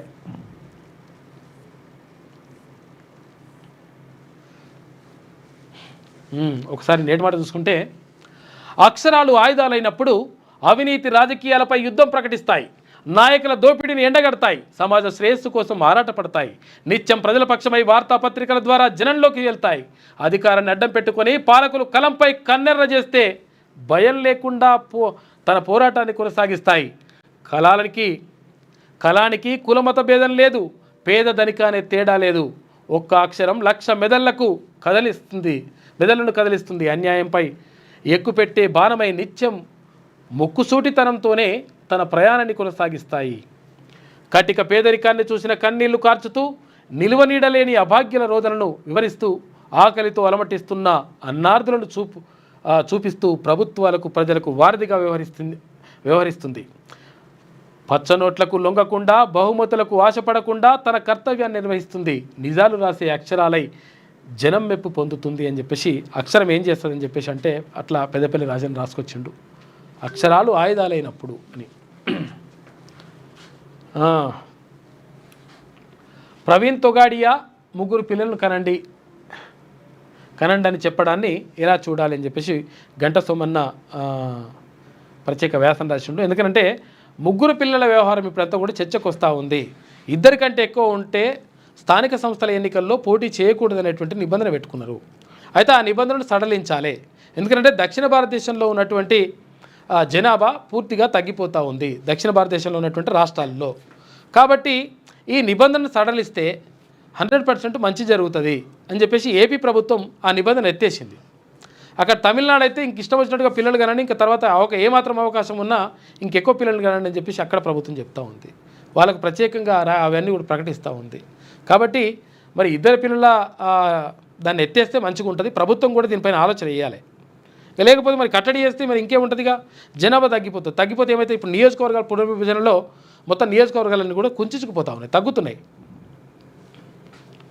అక్కడ ఉత్తర భారతదేశంలో పెరిగినన్ని పెరుగుతలేవు. ఇక్కడ నేరేడుగొమ్మ పోలీస్ స్టేషన్ తనిఖీ చేసిన ఎస్పీ అని చెప్పేసి ఒక వార్త. ఇక ఆయిల్ ఫామ్ ద్వారా అధిక లాభాలని చెప్పేసి ఇట్లా వార్తలు కనిపిస్తూ ఉంది. నిజ జీవితంలో నీతి లేని సినిమా మనుషులకు గద్దర్ అవార్డులు అని చెప్పేసి ఎవరు గండమల్ల సత్యనారాయణ అంటుడు. నిజ జీవితంలో నీతి లేదు వాళ్ళకు సినిమా అవార్డులు వచ్చినాయట. ఇది శనార్థిలో ఉన్నటువంటి ప్రధాన కథనాలు. అయితే అంతేనా? మారేడుపల్లిలో ఎన్కౌంటర్ జరిగింది, మావోయిస్టు లీడర్ని చంపేసిండ్రు. ఇది శనార్థిలో ఉన్నటువంటి ప్రధాన కథనాలు. అయితే ఒకసారి సాక్షి చూద్దాం. పాక్తో భారత్ తొలిపోరు, మహిళల T20 వరల్డ్ కప్ షెడ్యూల్ను విడుదల చేసిన ఐసీసీ అని చెప్పేసి ఒక వార్త. ఇక భారత్లో ఫాల్కన్ జెట్స్ డసాల్ట్ ఏవియేషన్తో రిలయన్స్ ఇన్ఫ్రా ఒప్పందం చేసుకుందంట. ఆ నోటీసు హక్కుల ఉల్లంఘనే. ఫార్ములా ఈ కేసులో నా ఫోన్ ఇవ్వాలని ఏసీబీ కోరటం నా ప్రాథమిక హక్కును ఉల్లంఘించడమేనని చెప్పేసి కేటీఆర్ అంటుండట. మరి అప్పుడు గుర్తుకు రాలేదా మా ఫోన్లు తీసుకుంటప్పుడు? 15 రోజుల్లోగా డెలివరీ. ఇక ఎలక్టర్ ఫోటోలు ఐడెంటిటీ కార్డును ఓటర్లకు 15 రోజుల్లోగానే చేరేలా చర్యలు తీసుకున్నట్లు ఈసీ వెల్లడించిందట. మధ్యవర్తితో మాటే లేదు, అట్లా మాట లేదు, నువ్వు ఎట్లా అంటున్నావు నాయన అని చెప్పేసి ఫోన్ మాట్లాడిందంట ప్రధానమంత్రి. వార్షిక ఫాస్టాగ్ పాస్ ఇస్తున్నట. 3,000 రూపాయలు పెడితే సంవత్సరం అంతా ఉంటుంది, 200 సార్లు తిరగవచ్చంట. ఇక ప్రజాప్రతినిధులు చేయాల్సింది రెండే: ప్రజాసేవలో సమర్థతను చాటుకోవడమా లేకపోతే తప్పుకోవడమా. రాజశేఖర రెడ్డి కొటేషన్ చూసుకోవచ్చు ఇక్కడ. కేసీఆర్ సూచనతోనే బనకచెర్ల ఎంపీలతో సమావేశంలో ముఖ్యమంత్రి రేవంత్ రెడ్డి వృధాగా సముద్రంలో కలుస్తున్న 3,000 టీఎంసీలు గోదావరి నీరు అని చెప్పేసి జలాలను 2 రాష్ట్రాలు వాడుకోవాలని నాటి సీఎం అన్నారు. కానీ అట్లా లేదు కథ. ఎట్టి పరిస్థితుల్లో తెలంగాణ వాటా దక్కిన తర్వాతనే లెక్క అని చెప్పేసి ముఖ్యమంత్రి స్పష్టం చేసిండు. ఇక వైద్య కళాశాలల నియామకాలకు సర్కార్ గ్రీన్ సిగ్నల్ ఇచ్చింది. 612 మంది నియామకాలకి తొలి విడత ఓకే చేస్తుందంట. మరో 10 ఏళ్లలో కరెంటు డిమాండ్ డబుల్ అవుతుందని చెప్పేసి అక్కడ మంత్రులు అంటున్నారు. ప్రతిదానికి ఫోన్ పైనే ఆధారపడుతున్నారు. ఈ తరం జ్ఞాపకశక్తి అంతా వారి ఫోన్లోనే ఉంటుందని, చిన్న చిన్న అంశాలను కూడా గుర్తుంచుకోలేకపోతున్నారని జస్టిస్ బి విజయసేన్ రెడ్డి వ్యాఖ్యానించారు. పిటిషన్లు చదవడం, అవసరమైతే రాయడాన్ని యువ న్యాయవాదులు అలవాటు చేసుకోవాలని చెప్పేసి అంటున్నాడు. ఇవంతా ఫోన్లో చూసుకుంటారట. కబూర్ల దేవతకు కేంద్ర బాల సాహిత్య పురస్కారం దక్కింది. పురస్కారం అందుకోనున్న గంగిశెట్టి శివకుమార్. ప్రసాద్ సూరి రచించిన మై రావణకు యువ సాహిత్య పురస్కారం వచ్చింది. ఇక్కడ మెడికల్ పీజీ విద్యార్థుల స్టైఫెండ్కు ఎగనామం అని చెప్పేసి ఒక వార్త. మీకు ఊడిగం చేయకపోతే కక్ష సాధింప. పచ్చ మీడియా ద్వారా ట్రోలింగ్లు, పోలీసులను అడ్డు పెట్టుకుని తప్పుడు కేసులు. ఇక ఏపీ సీఎం చంద్రబాబుపై నిప్పులు చెరిగిన వైఎస్ఆర్సీపీ అధ్యక్షుడు జగన్మోహన్ రెడ్డి. రాష్ట్రంలో పోలింగ్ రోజు నుంచే రెడ్ బుక్ రాజ్యాంగం అంట. దాని ఫలితంగానే నాగమల్లేశ్వరరావు ఆత్మహత్య. ఏడాది కాలంగా శోకసంద్రంలో కుటుంబం అని చెప్పేసి వీళ్ళు అట్లే చేసారు. ఇప్పుడు పున్నోళ్ళు కూడా అట్లే చేస్తున్నారు. మళ్ళా డిఎన్ఏ బంధం చెప్పేస్తుంది. ఆనువంశిక లక్షణాలకు చిరునామా ఇదే. బంధుత్వాన్ని కనిపెట్టే డిఎన్ఏ పరీక్ష ఎయిర్ ఇండియా మృతుల గుర్తింపులో కీలకం కానుందంట. మావోయిస్ట్ అగ్రనేత గాజల రవి ఎన్కౌంటర్. ఏపీలోని కింటుకూరు అడవుల్లో ఎదురుకాల్పులు. చలపతి భార్య అరుణ, మరో మహిళా మావోయిస్టు కూడా చంపేసిరట.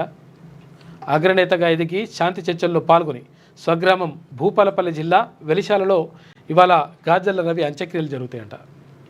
దేశంలో తగిన మావోయిస్టుల హింస.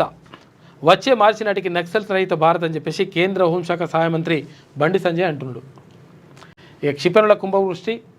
ఇరాన్లోని 40 ప్రాంతాలపై ఇజ్రాయెల్ 37 దాడి చేసింది. సెంట్రిఫ్యూజ్ ఆయుధాల ఉత్పత్తి కర్మాగారాలపై క్షిపణుల కుండపోత, డ్రోన్ల దండుతో చెలరేగిపోయిన ఇజ్రాయెల్. ఇరాన్లో 585 దాటిన మరణాలు.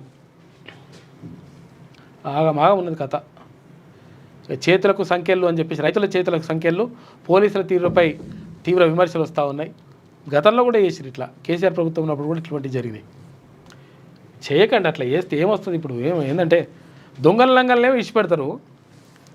పాపం న్యాయమైన డిమాండ్ కోసం కొట్లాడిన వాళ్ళేమో అట్లా చేస్తారా? ఈమె కూడా తీసుకొచ్చింది. ఈమె ఏం చేసింది? అప్పుడు బాలంతలను తీసుకుపోయి ఖమ్మం జైల్లో పెట్టింది. ఎవరు? కాక అప్పుడు ప్రభుత్వం ఉన్నప్పుడు రైతులకు సంఖ్యలు వేసినప్పుడు. రాదోలి రైతుకు బేడీలు. పాలమూరు నుంచి హ్యాండ్ క్యాప్స్తో అలంపూర్ కోర్టుకు తీసుకెళ్ళిరట పోలీసులు. ఇది కరెక్ట్ కాదని చెప్పేసి అందరూ అంటున్నారు. నిజంగా కూడా అది కరెక్ట్ కాదు. ఏపీతో సాగునీటి యుద్ధం. తెలంగాణ కోసం రంగంలోకి కేసీఆర్ అట. బీఆర్ఎస్ పోరుబాట. ఇంకేం రంగంలోకి వస్తావు? అప్పుడు చేపల కూర తినొస్తేవి రోజా దగ్గరికి పోయి నీళ్ళు తీసుకోవాలని చెప్తే మళ్ళీ ఇప్పుడు యుద్ధం చేస్తారంట ఆయన. కృష్ణా గోదావరి ప్రాజెక్టులపై కాంగ్రెస్ నిర్లక్ష్యాన్ని ఎండగట్టేలా కార్యాచరణ.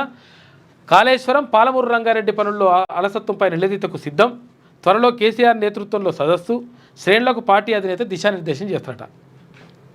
ఇక దేవాదుల గోదావరి బేసిన్లోనే ఉన్నదా? బనకచెర్ల ఎక్కడున్నది? ఏ బేసిన్ కిందకు వస్తుంది? నల్లమల్ల, తెలంగాణ, రాయలసీమన? ఇవి బనకచెర్లపై ఎంపీల సమావేశంలో ముఖ్యమంత్రి రేవంత్ రెడ్డి అడిగిన ప్రశ్నలు. ఇట్లా ఉల్టా రాసుకొస్తుంది ఇవన్నీ. కేసీఆర్ వ్యాఖ్యలను రేవంత్ వక్రీకరించారు. సంప్రదింపులు లేకుండా కృష్ణా గోదావరి అనుసంధానం చేయరాదు అని చెప్పేసి విరుదుడిగా ఆఫీస్కే వంటి మీటింగ్ ఎజెండాలో సుస్పష్టం అని చెప్పేసి అక్కడ హరీష్ రావు అంటున్నాడు. బీజేపీని పల్లెత్తు మాట అని సీఎం రేవంత్ రెడ్డి అని చెప్పేసి బీజేపీని అంటలేను మా సార్ని ఎందుకు అంటున్నామని వచ్చినట్టు ఆయన. వ్యక్తిగత గోప్యత నా హక్కు అని చెప్పేసి సుప్రీం తీర్పులకు కట్టుబడి ఉన్న 2023లో వాడిన ఫోన్ ఇప్పుడు లేదు, 2024లోనే పాత ఫోన్ మార్చిన ఫోన్ తప్ప ఇతర గ్యాడ్జెట్స్ వాడలేదు, ఫార్ములా ఈ కార్ రేసర్ రికార్డులన్నీ రాష్ట్ర పురపాలక శాఖ వద్దే ఉన్నాయి అని చెప్పేసి అంటున్నట. నేను ఫోన్ అంటున్నట. ఫీజు బకాయిలపై ఉమ్మడి పోరు, ఏకతాటిపైకి కళాశాలల యాజమాన్యాలు. రేవంత్ రెడ్డి సర్కార్ ఎదుట 4 డిమాండ్ అంట. 8,000 కోట్ల రూపాయల బకాయిల విడుదలకు పోరుబాట. ఇక రాష్ట్రంలో నిజంగా ఏంటంటే అవి ఏందో ఆ రియంబర్స్మెంట్ ఏందో ఇయ్యరాదురి అనవసరంగా ఇస్తానే ఒకసారి ఇస్తానన్నారు, సంతోషపడరు అందరూ. అక్కడ పిల్లలు ఎవరికి కూడా అక్కడ సర్టిఫికెట్లు ఇస్తలేరు.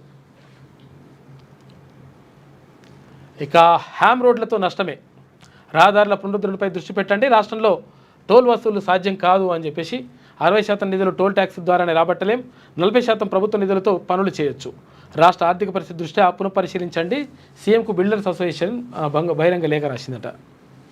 ఆ 10 మండలాలకు రైతు భరోసా రద్దు, 1,00,000 ఎకరాలకు పైగా అందని పెట్టుబడి సాయం, కన్నీటి పర్యవంతమవుతున్న రంగారెడ్డి జిల్లా రైతులు, కీసరలో రోజంతా పొలాల్లోని అన్నదాతల నిరసన, సర్కార్ నిర్ణయంపై బగ్గుమంటున్న రైతు సంఘాలని చెప్పేసి ఇట్లా. నీకు ఇందిరమ్మ ఇల్లు రాదు పో, మా ఇండ్ల మీద పడి ఎందుకు ఏడుస్తున్నావు అని చెప్పేసి దివ్యాంగురాలపై కాంగ్రెస్ ఎమ్మెల్యే రుసరుస, ఎన్నికల సమయంలో హామీ ఇచ్చి మాట తప్పిన పరకాల ఎమ్మెల్యే రేవూరి, అవమాన భారంతో దివ్యాంగురాలి కంటతడి. నిజంగా కూడా అట్లా ఏకండి, ఎందుకంటే అసలు యాక్చువల్గా అర్హులైన వాళ్ళకి ఇవ్వండి, పార్టీ వాళ్ళకే ఇస్తాం, ఆ వాళ్ళకే ఇస్తాం, ఎంత ఇస్తే మళ్ళీ ఉల్టా అవుతుంది కదంతా. రాష్ట్రంలో 6 రోజులు వర్షాలంట, కొనసాగుతున్న ఉపరితల ద్రోణి అని చెప్పేసి ఐఎండీ అంటా ఉంది. ఇక లొంగే ప్రసక్తే లేదని చెప్పేసి కమేని అంటున్నాడు. ఇక యుద్ధంతో గుండెపోటు, ఇజ్రాయెల్లో జగిత్యాల వాసి చనిపోయినట్టు పాపం. మావోయిస్ట్ నేత గణేష్ ఎన్కౌంటర్, ఏఓబి సభ్యురాలు అరుణ, ఏరియా కమిటీ సభ్యులు అంజు కూడా చనిపోయినట్ట.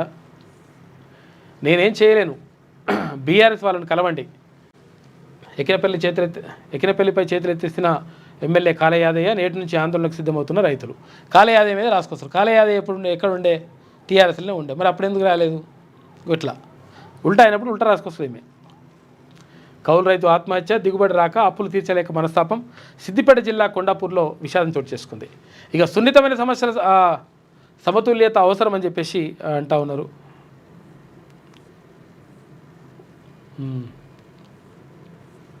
ఫీజు బకాయిలు పెట్టిపోయింది వీళ్ళే. మళ్ళీ ఫీజు బకాయిల గురించి మళ్ళీ పోరు బాట, ఆ బాట, ఈ బాట అని చెప్పేసి కేసీఆర్ అట్లా అంటా ఉన్నాడు. మొత్తం మీద ఇక్కడ బనకచెర్లపైనే ప్రధానంగా చర్చ జరుగుతూ ఉంది. అయితే ఇంకా బనకచెర్లే కాకుండా ఇప్పుడు ఇంకేమవుతుందంటే అసలు యాక్చువల్గా ప్రధానంగా స్థానిక సంస్థల ఎన్నికల గురించి మాట్లాడుకోవాల్సినటువంటి అవసరం ఉన్నది. ఇక్కడ స్థానిక సంస్థల ఎన్నికలకు సంబంధించి ప్రధానంగా బీసీ రిజర్వేషన్లు మేమేమో ఇప్పుడు కాంగ్రెస్ పార్టీ ఏమంటుంది, మేము 42% సీట్లు ఇస్తామని. 42% సీట్లు ఎవరికి కావాలి? నువ్వు ఇచ్చిన దగ్గర ఇంకొకరు ఇచ్చిన దగ్గర ఇంకొకరు. దీంతో ఏమవుతుంది, బీసీలను మొత్తం కథం కట్టించే కార్యక్రమం నడుస్తుంది. కాబట్టి ఇది కాకుండా ఏదైతే హామీ ఇచ్చిండ్రో ఆ హామీ ప్రకారం 42% రిజర్వేషన్ ఇవ్వాల్సినటువంటి బాధ్యత రాష్ట్ర ప్రభుత్వం పైన ఉన్నది. కాబట్టి అది ఇవ్వాలి. ఇస్తే ఆటోమేటిక్గా రిజర్వేషన్ ఉన్న దగ్గర రిజర్వేషన్ చేసేస్తారు. ఆటోమేటిక్గా మిగతా చోట్ల ఓపెన్ ఉన్న చోట్ల కూడా బీసీలు పోటీ చేసేటువంటి అవకాశం ఉంటుంది. కాబట్టి దీనిపైనే ప్రధానంగా చర్చ జరుగుతూ ఉంది. కాబట్టి అన్ని పార్టీలు కూడా ఒక రకంగా బీసీల గురించే మాట్లాడుతున్నటువంటి పరిస్థితి కనిపిస్తూ ఉంది. కాబట్టి బీసీల అంశం ఇప్పుడు